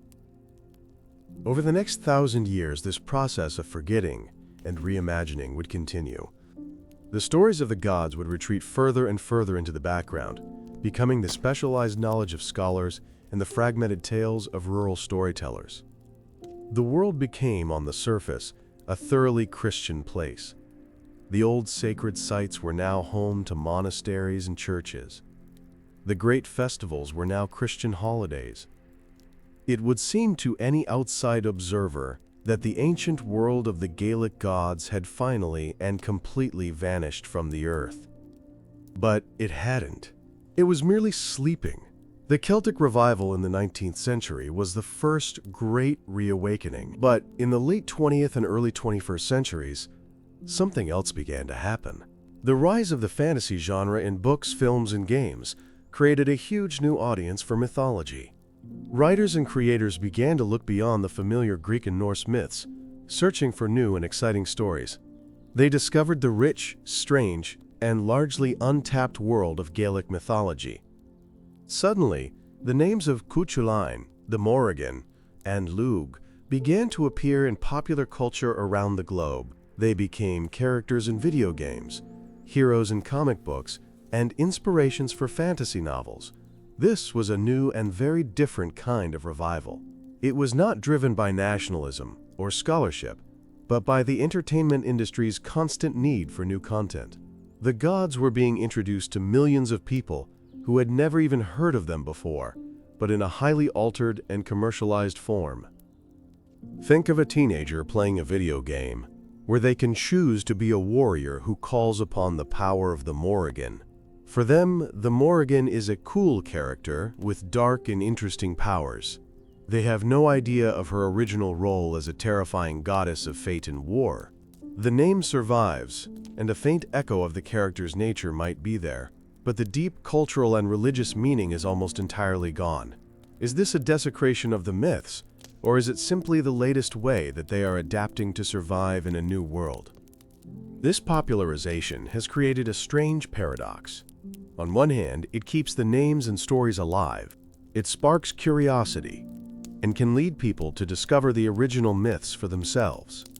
On the other hand, it often simplifies and distorts them, turning complex, morally ambiguous deities into simple heroes and villains.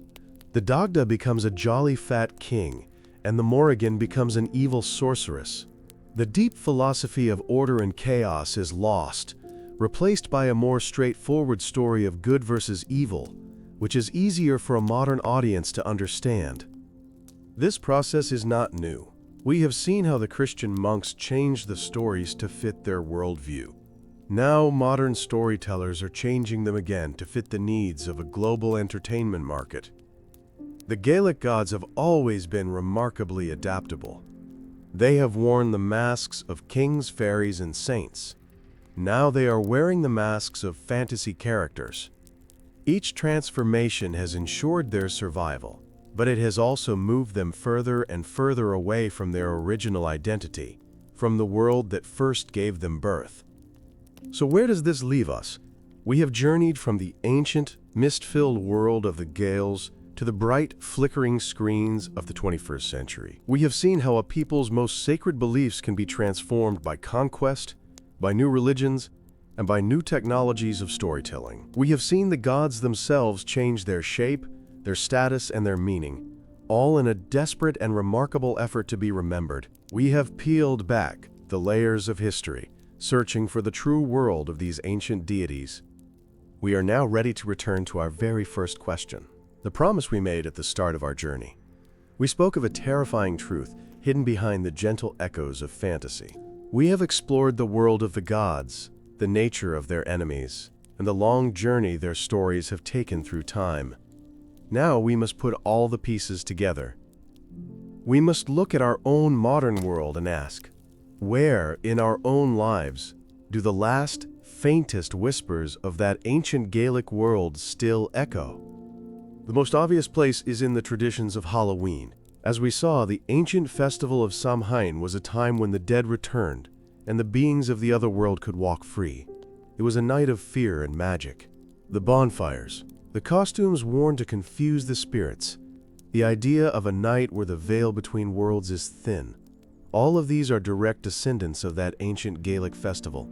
Every time we carve a pumpkin or tell a ghost story, we are participating in a ritual whose roots go back thousands of years, to a time of druids and gods. But the connection is deeper than just one holiday. Think about our modern fantasy stories. The idea of a hidden, magical world that exists just alongside our own, a platform 9 3/4 in a train station, a wardrobe that leads to Narnia, is a modern version of the Gaelic otherworld.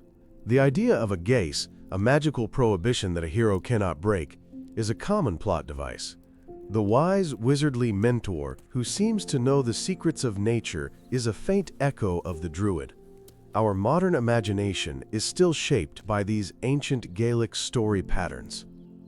The very idea of the land having a spirit, of certain places feeling special or sacred, is an echo of the old beliefs. When we feel a sense of peace in an old forest, or a sense of awe looking at a wild coastline, we are tapping into the same human instinct that led the Gaels to see these places as the homes of gods.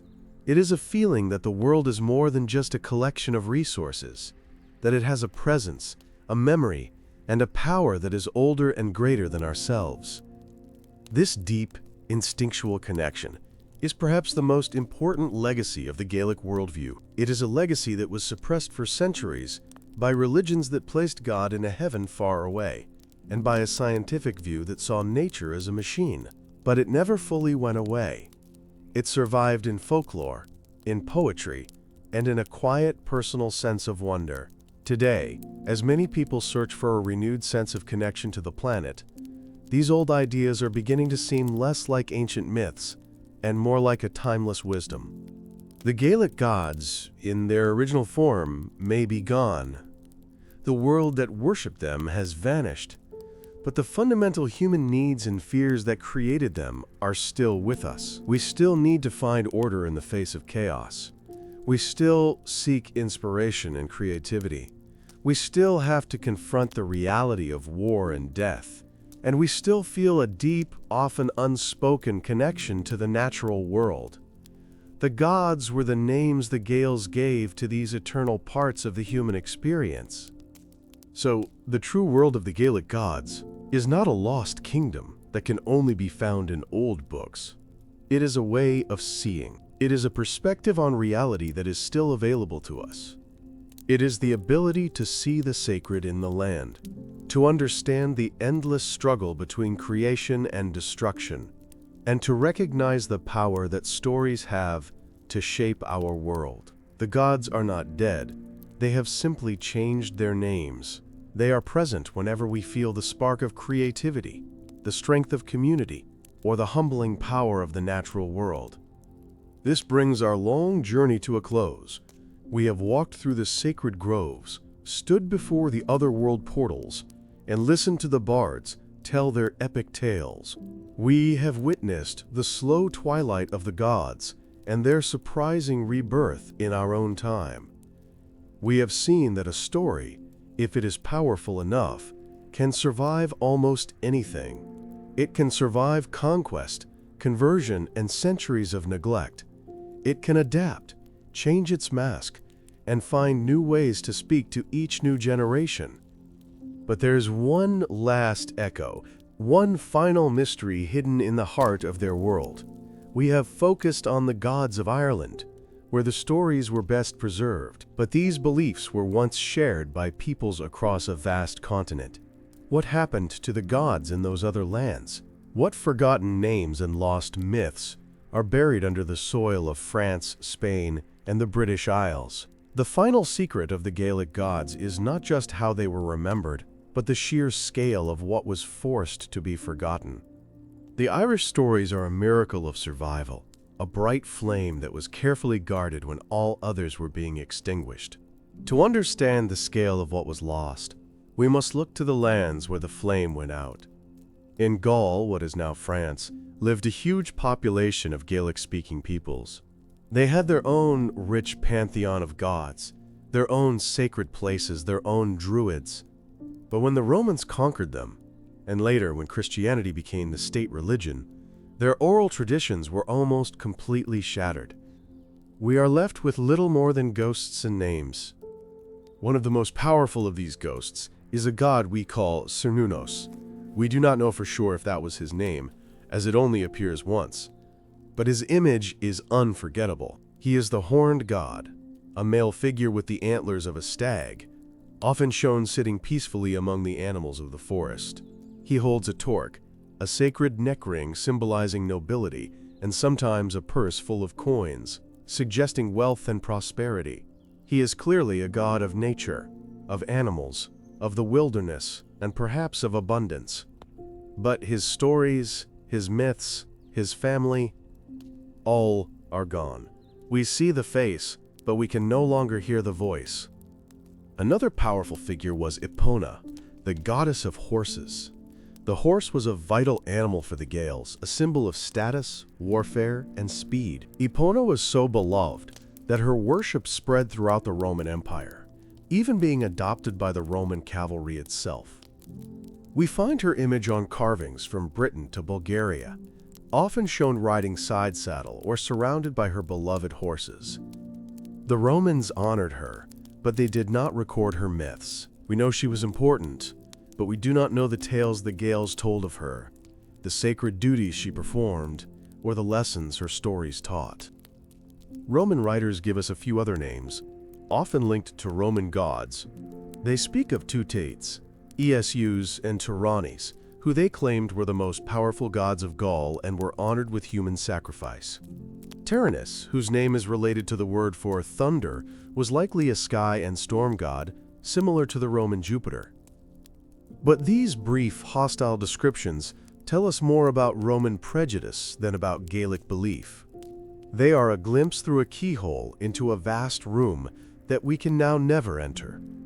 The library of Gaulish mythology was effectively burned to the ground. Imagine being a young person in Gaul during the generations of Romanization. Your grandparents told you stories of Cernunnos in the deep woods. But you are taught in a Roman school, you learn Latin, and you are told that those old tales are primitive superstitions.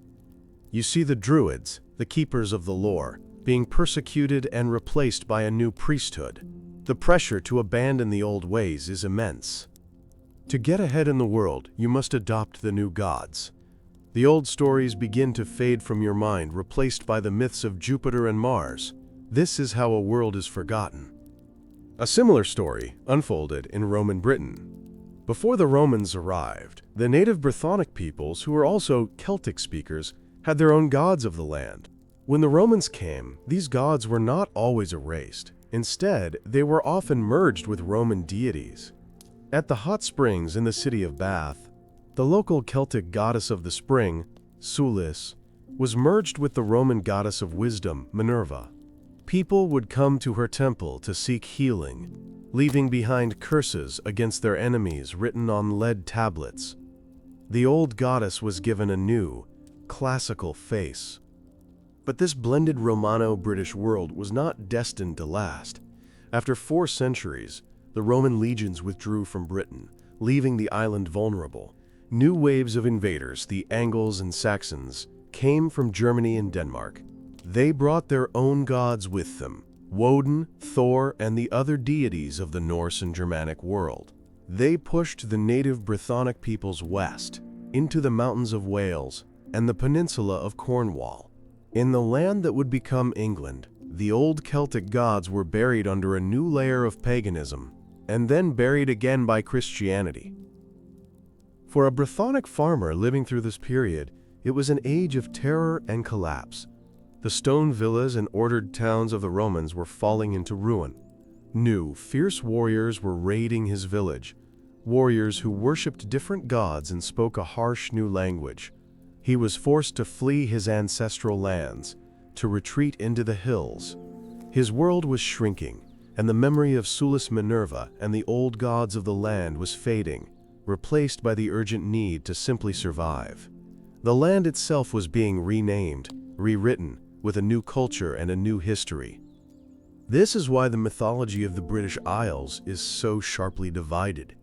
In England, the folklore and place names are largely Anglo-Saxon in origin, but in Wales, a small nation that fiercely resisted the Anglo-Saxon advance, another precious fragment of the old Celtic world survived. Just as the Irish monks preserved the tales of the Tuatha Dé Danann, the Welsh storytellers, the Cyfrwyd, preserved the ancient myths of their own people. These stories were eventually written down in the Middle Ages, in a collection of tales we now call the Mabinogion. The Mabinogion is a window into a world that is similar to the Irish myths, yet strangely different. The names are not the same, but the themes are familiar. Here too we see powerful magicians, a mysterious other world that is always close at hand, and figures who are clearly the diminished echoes of ancient gods. Just as in Ireland, these deities have been transformed into mortal kings and queens of a distant, magical age. It is the second great branch of the mythological tree that has survived the storm of history. In these Welsh tales, we meet figures like Rhiannon, a powerful woman from the other world who is associated with horses, a clear echo of a horse goddess, like the Gaulish Epona. We meet Pwyll, a human lord who accidentally trades places for a year with Aran, the king of Annwn, the Welsh otherworld. This story shows the same belief in a parallel reality, governed by its own strange rules and connected to our own in mysterious ways. The magic is potent, and the sense of a world infused with supernatural power is just as strong as in the Irish tales. But the Welsh stories feel different. They are less like the grand, cosmic epics of the Irish and more like personal, intricate fairy tales. The gods feel more remote, their original divine functions more deeply hidden. This may be because the Welsh were under constant pressure for centuries from their Roman and later their English neighbors. Their traditions survived, but they did so in a more private and subtle way. The stories were a form of cultural resistance, a secret garden where the memory of the Brythonic soul could be kept alive. What this great forgetting teaches us is that the survival of the Irish myths was not an accident.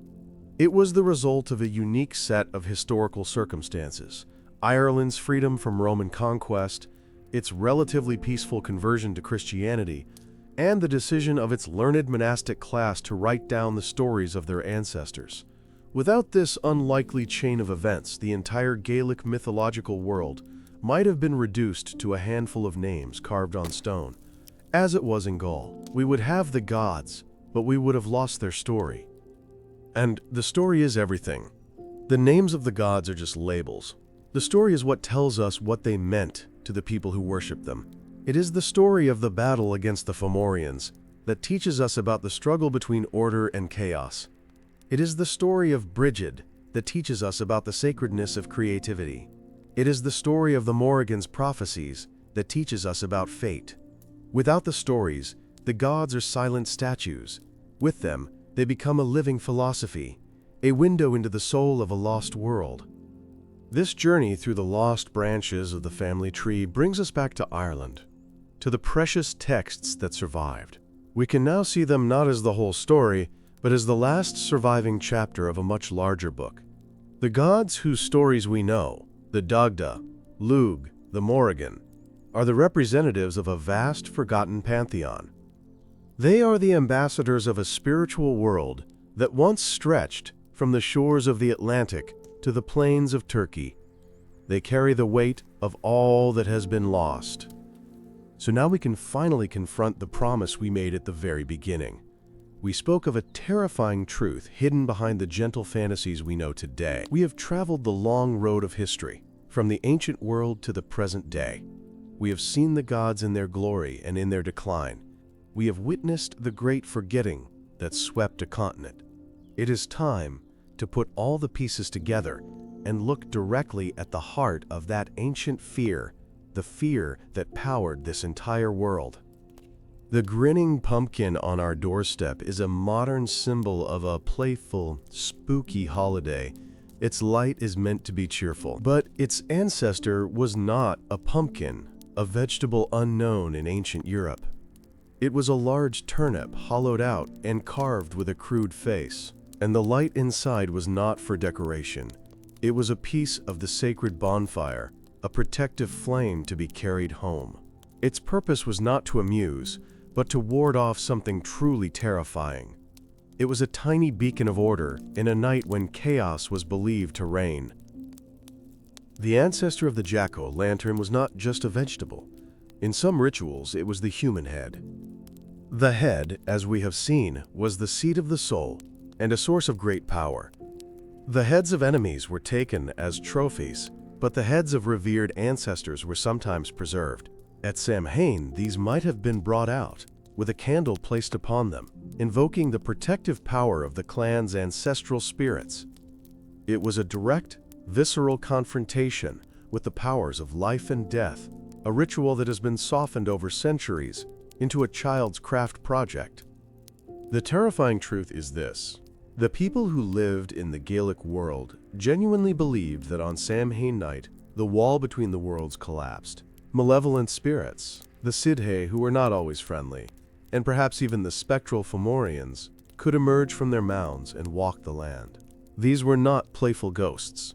They were dangerous, otherworldly beings who could steal your soul, blight your farm, or drag you back with them into their world, from which you would never return. The fear was real, and the rituals were a matter of life and death. Imagine that night. The harvest is in, and the long, dark winter is about to begin. The air is cold. The community huddles together around the great bonfire on the hill, its light pushing back a darkness that feels alive and watchful. Beyond the circle of light, anything could be lurking. You wear a costume, an ugly mask made of animal skin, not for fun, but to disguise yourself, to trick the spirits into thinking you are one of them, so they will pass you by. Every gust of wind sounds like a whisper. Every shadow seems to move. This was not a fantasy. This was their reality. The grinning jack-o'-lantern is the sanitized, forgotten echo of this profound and genuine fear. The terrifying truth of the Gaelic world is not a single monster or a dark god.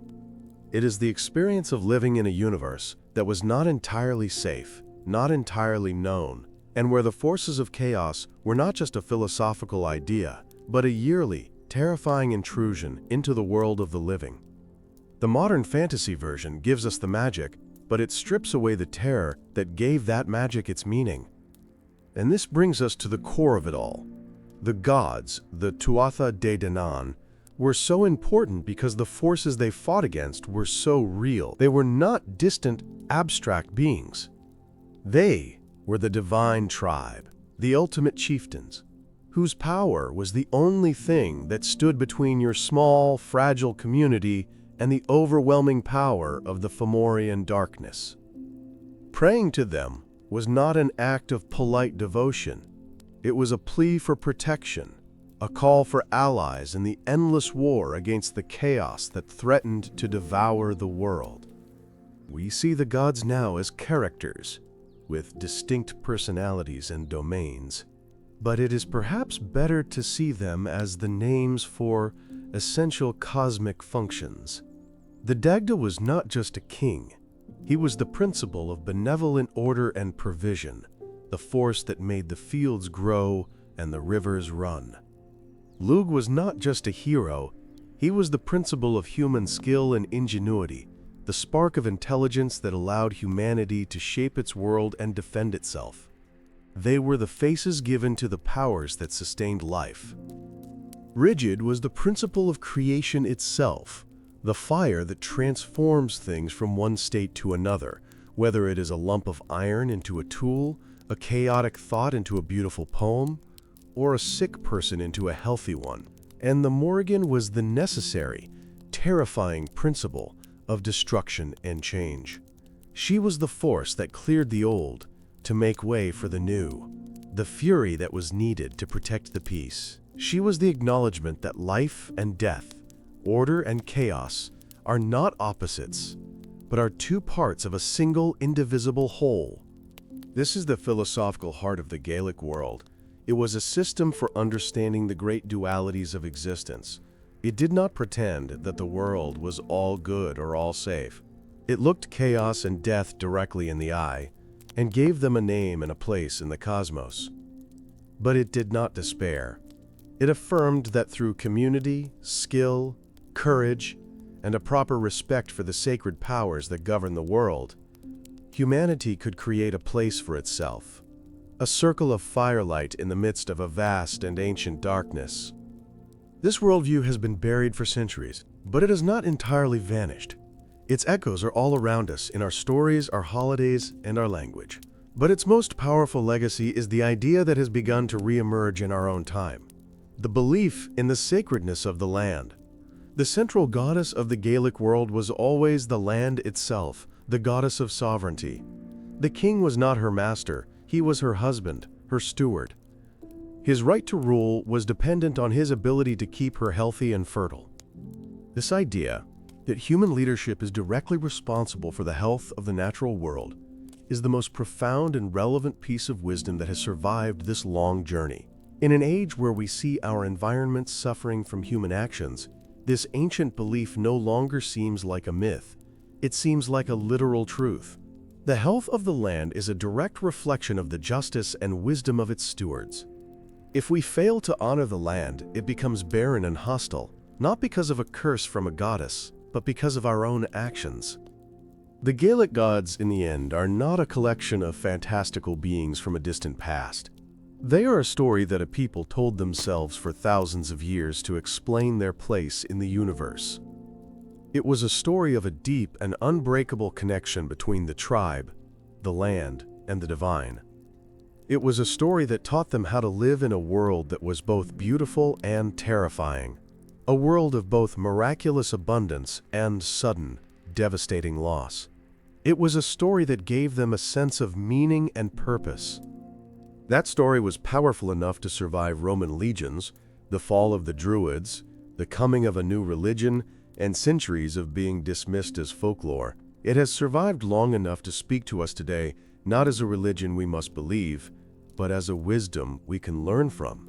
It reminds us that our world is not a dead machine, but a living system, of which we are only one small part. It reminds us that our stories matter, that they shape how we see the world and how we act within it. Think of an ancient standing stone, placed on a hilltop thousands of years ago. It has stood through the age of the Druids, the age of the saints, and into our own age of science and technology.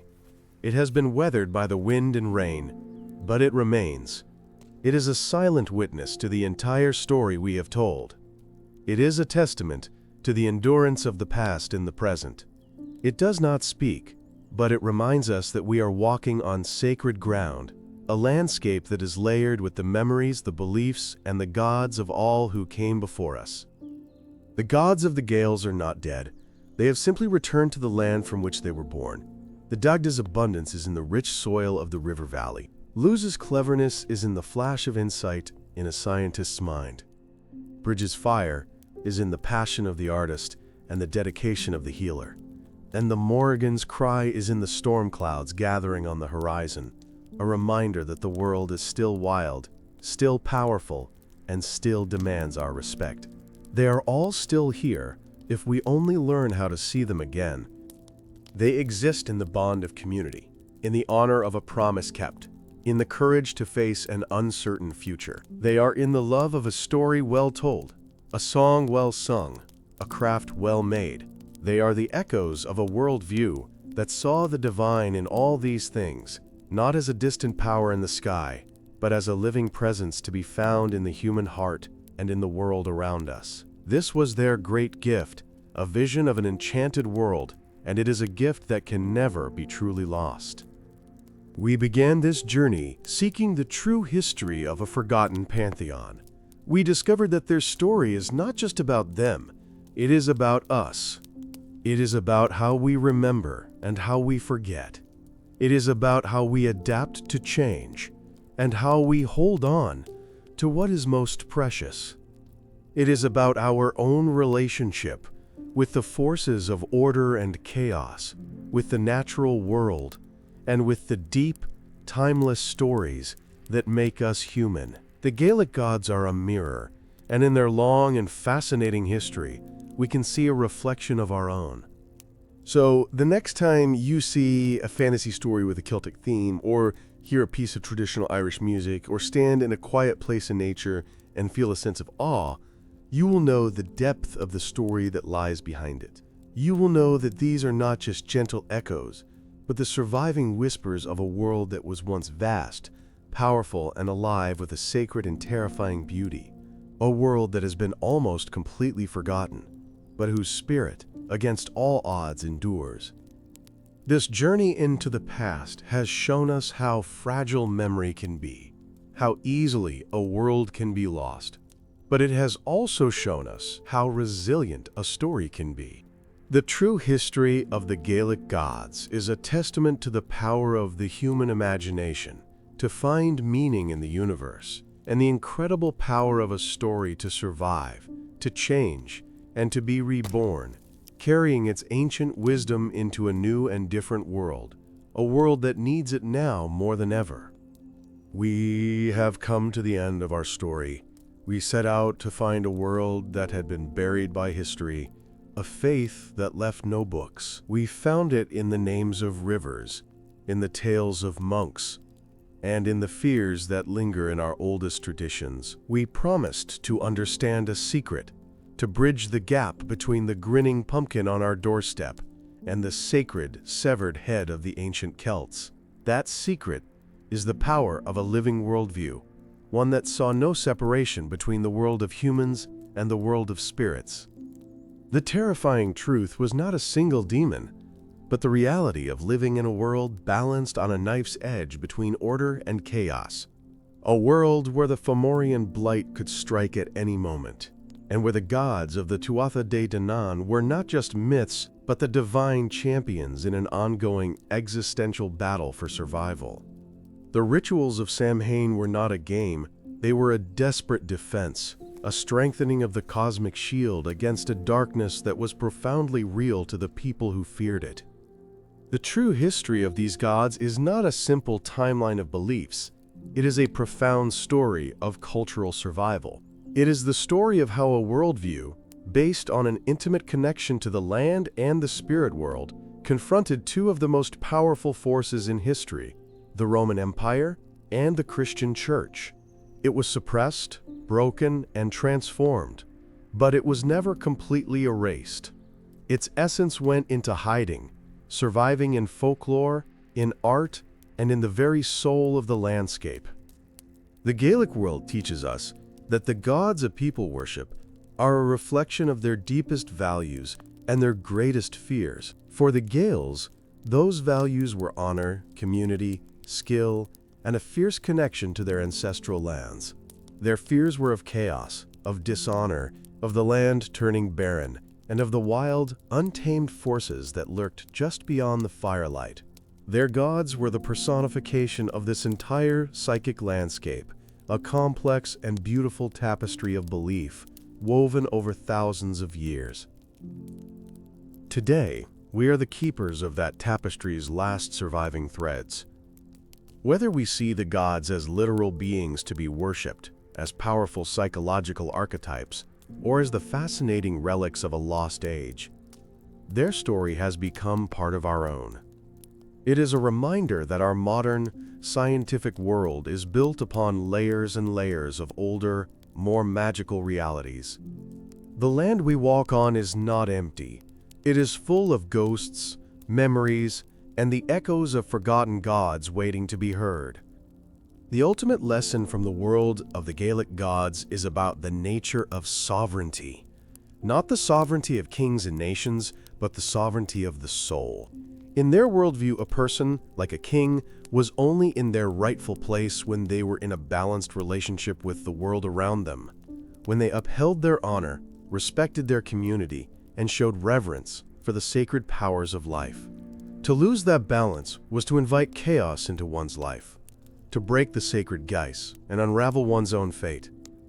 This ancient idea of a balanced life, of a personal harmony with a greater living world, is perhaps the most powerful piece of their legacy.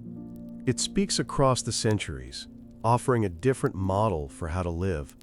It suggests that meaning is not found in conquest or acquisition, but in stewardship, in creativity, and in a deep understanding of our place within the great, cyclical story of growth, decay, and rebirth. It is a philosophy that is both profoundly ancient and startlingly modern. The journey we have taken has been long, stretching across more than 2,000 years of history, myth, and memory. We have seen how the gods of a vibrant living faith were demoted to kings, then shrunk into fairies, then revived as cultural icons, and finally reimagined as fantasy characters. Each step was a move further from the original source, but each step also ensured that the story would not die. The survival of the Gaelic gods, in any form, is a testament to the enduring power of a good story. So when we look at the world, we can now choose to see it, just for a moment, through their eyes. We can see the forest not just as trees, but as a place of ancient power. We can see the river not just as water, but as a source of life with its own spirit. We can see our own creativity, our own skills, and our own communities as a small but vital part of the endless struggle to create order, beauty, and meaning in a universe that is vast, mysterious, and still deeply enchanted. The Tuatha Dé Danann, the great tribe of the gods, have retreated from our world. The stories say they went into the fairy mounds, the hollow hills, living in a timeless realm just beyond our own. This is a beautiful metaphor for what has happened to them. They have retreated into the landscape of our collective imagination. They are no longer the active rulers of our world, but they are still there, waiting in the quiet places, in the old stories, ready to be rediscovered by anyone who is willing to listen. Their world is not a place we can return to. The sacred groves have been cut down, and the voices of the druids have long been silenced. But the questions their myths tried to answer are the same questions we ask today. How do we live a good life? What is our relationship to the natural world? How do we face our fears and our mortality? And what are the stories we will leave behind for those who come after us? The answers may change, but the questions are eternal. The true history and world of the Gaelic gods is, in the end, a story about connection. The connection between the people and their land, between the tribe and its ancestors, between the world of the living and the world of spirit. It is a worldview that sees all these things as part of a single interwoven reality. And though the specific beliefs have faded, the deep human need for connection, for a sense of belonging to something greater than ourselves, has not gone away. It is the invisible thread that ties our world to theirs. We began by saying we think we know their world, but that it is a gentle echo of a deeper truth. We now see what that truth is. It is the understanding that the universe is alive, that our actions have spiritual consequences, and that we are participants in a grand, cosmic drama that is far older and far larger than our own brief lives. This was the knowledge that gave their world its profound and sometimes terrifying meaning, and it is the knowledge that continues to echo, ever so faintly, beneath the surface of our own. Perhaps the final image should not be of a god or a hero, but of a single ancient yew tree growing in a quiet churchyard. It is older than the church, older than the faith that built it. It was likely a sacred place long before the first Christian missionary arrived. It has been a silent witness to all the changes we have discussed. It represents the endurance of the sacred land itself, a living link to the world that saw the gods walk the earth.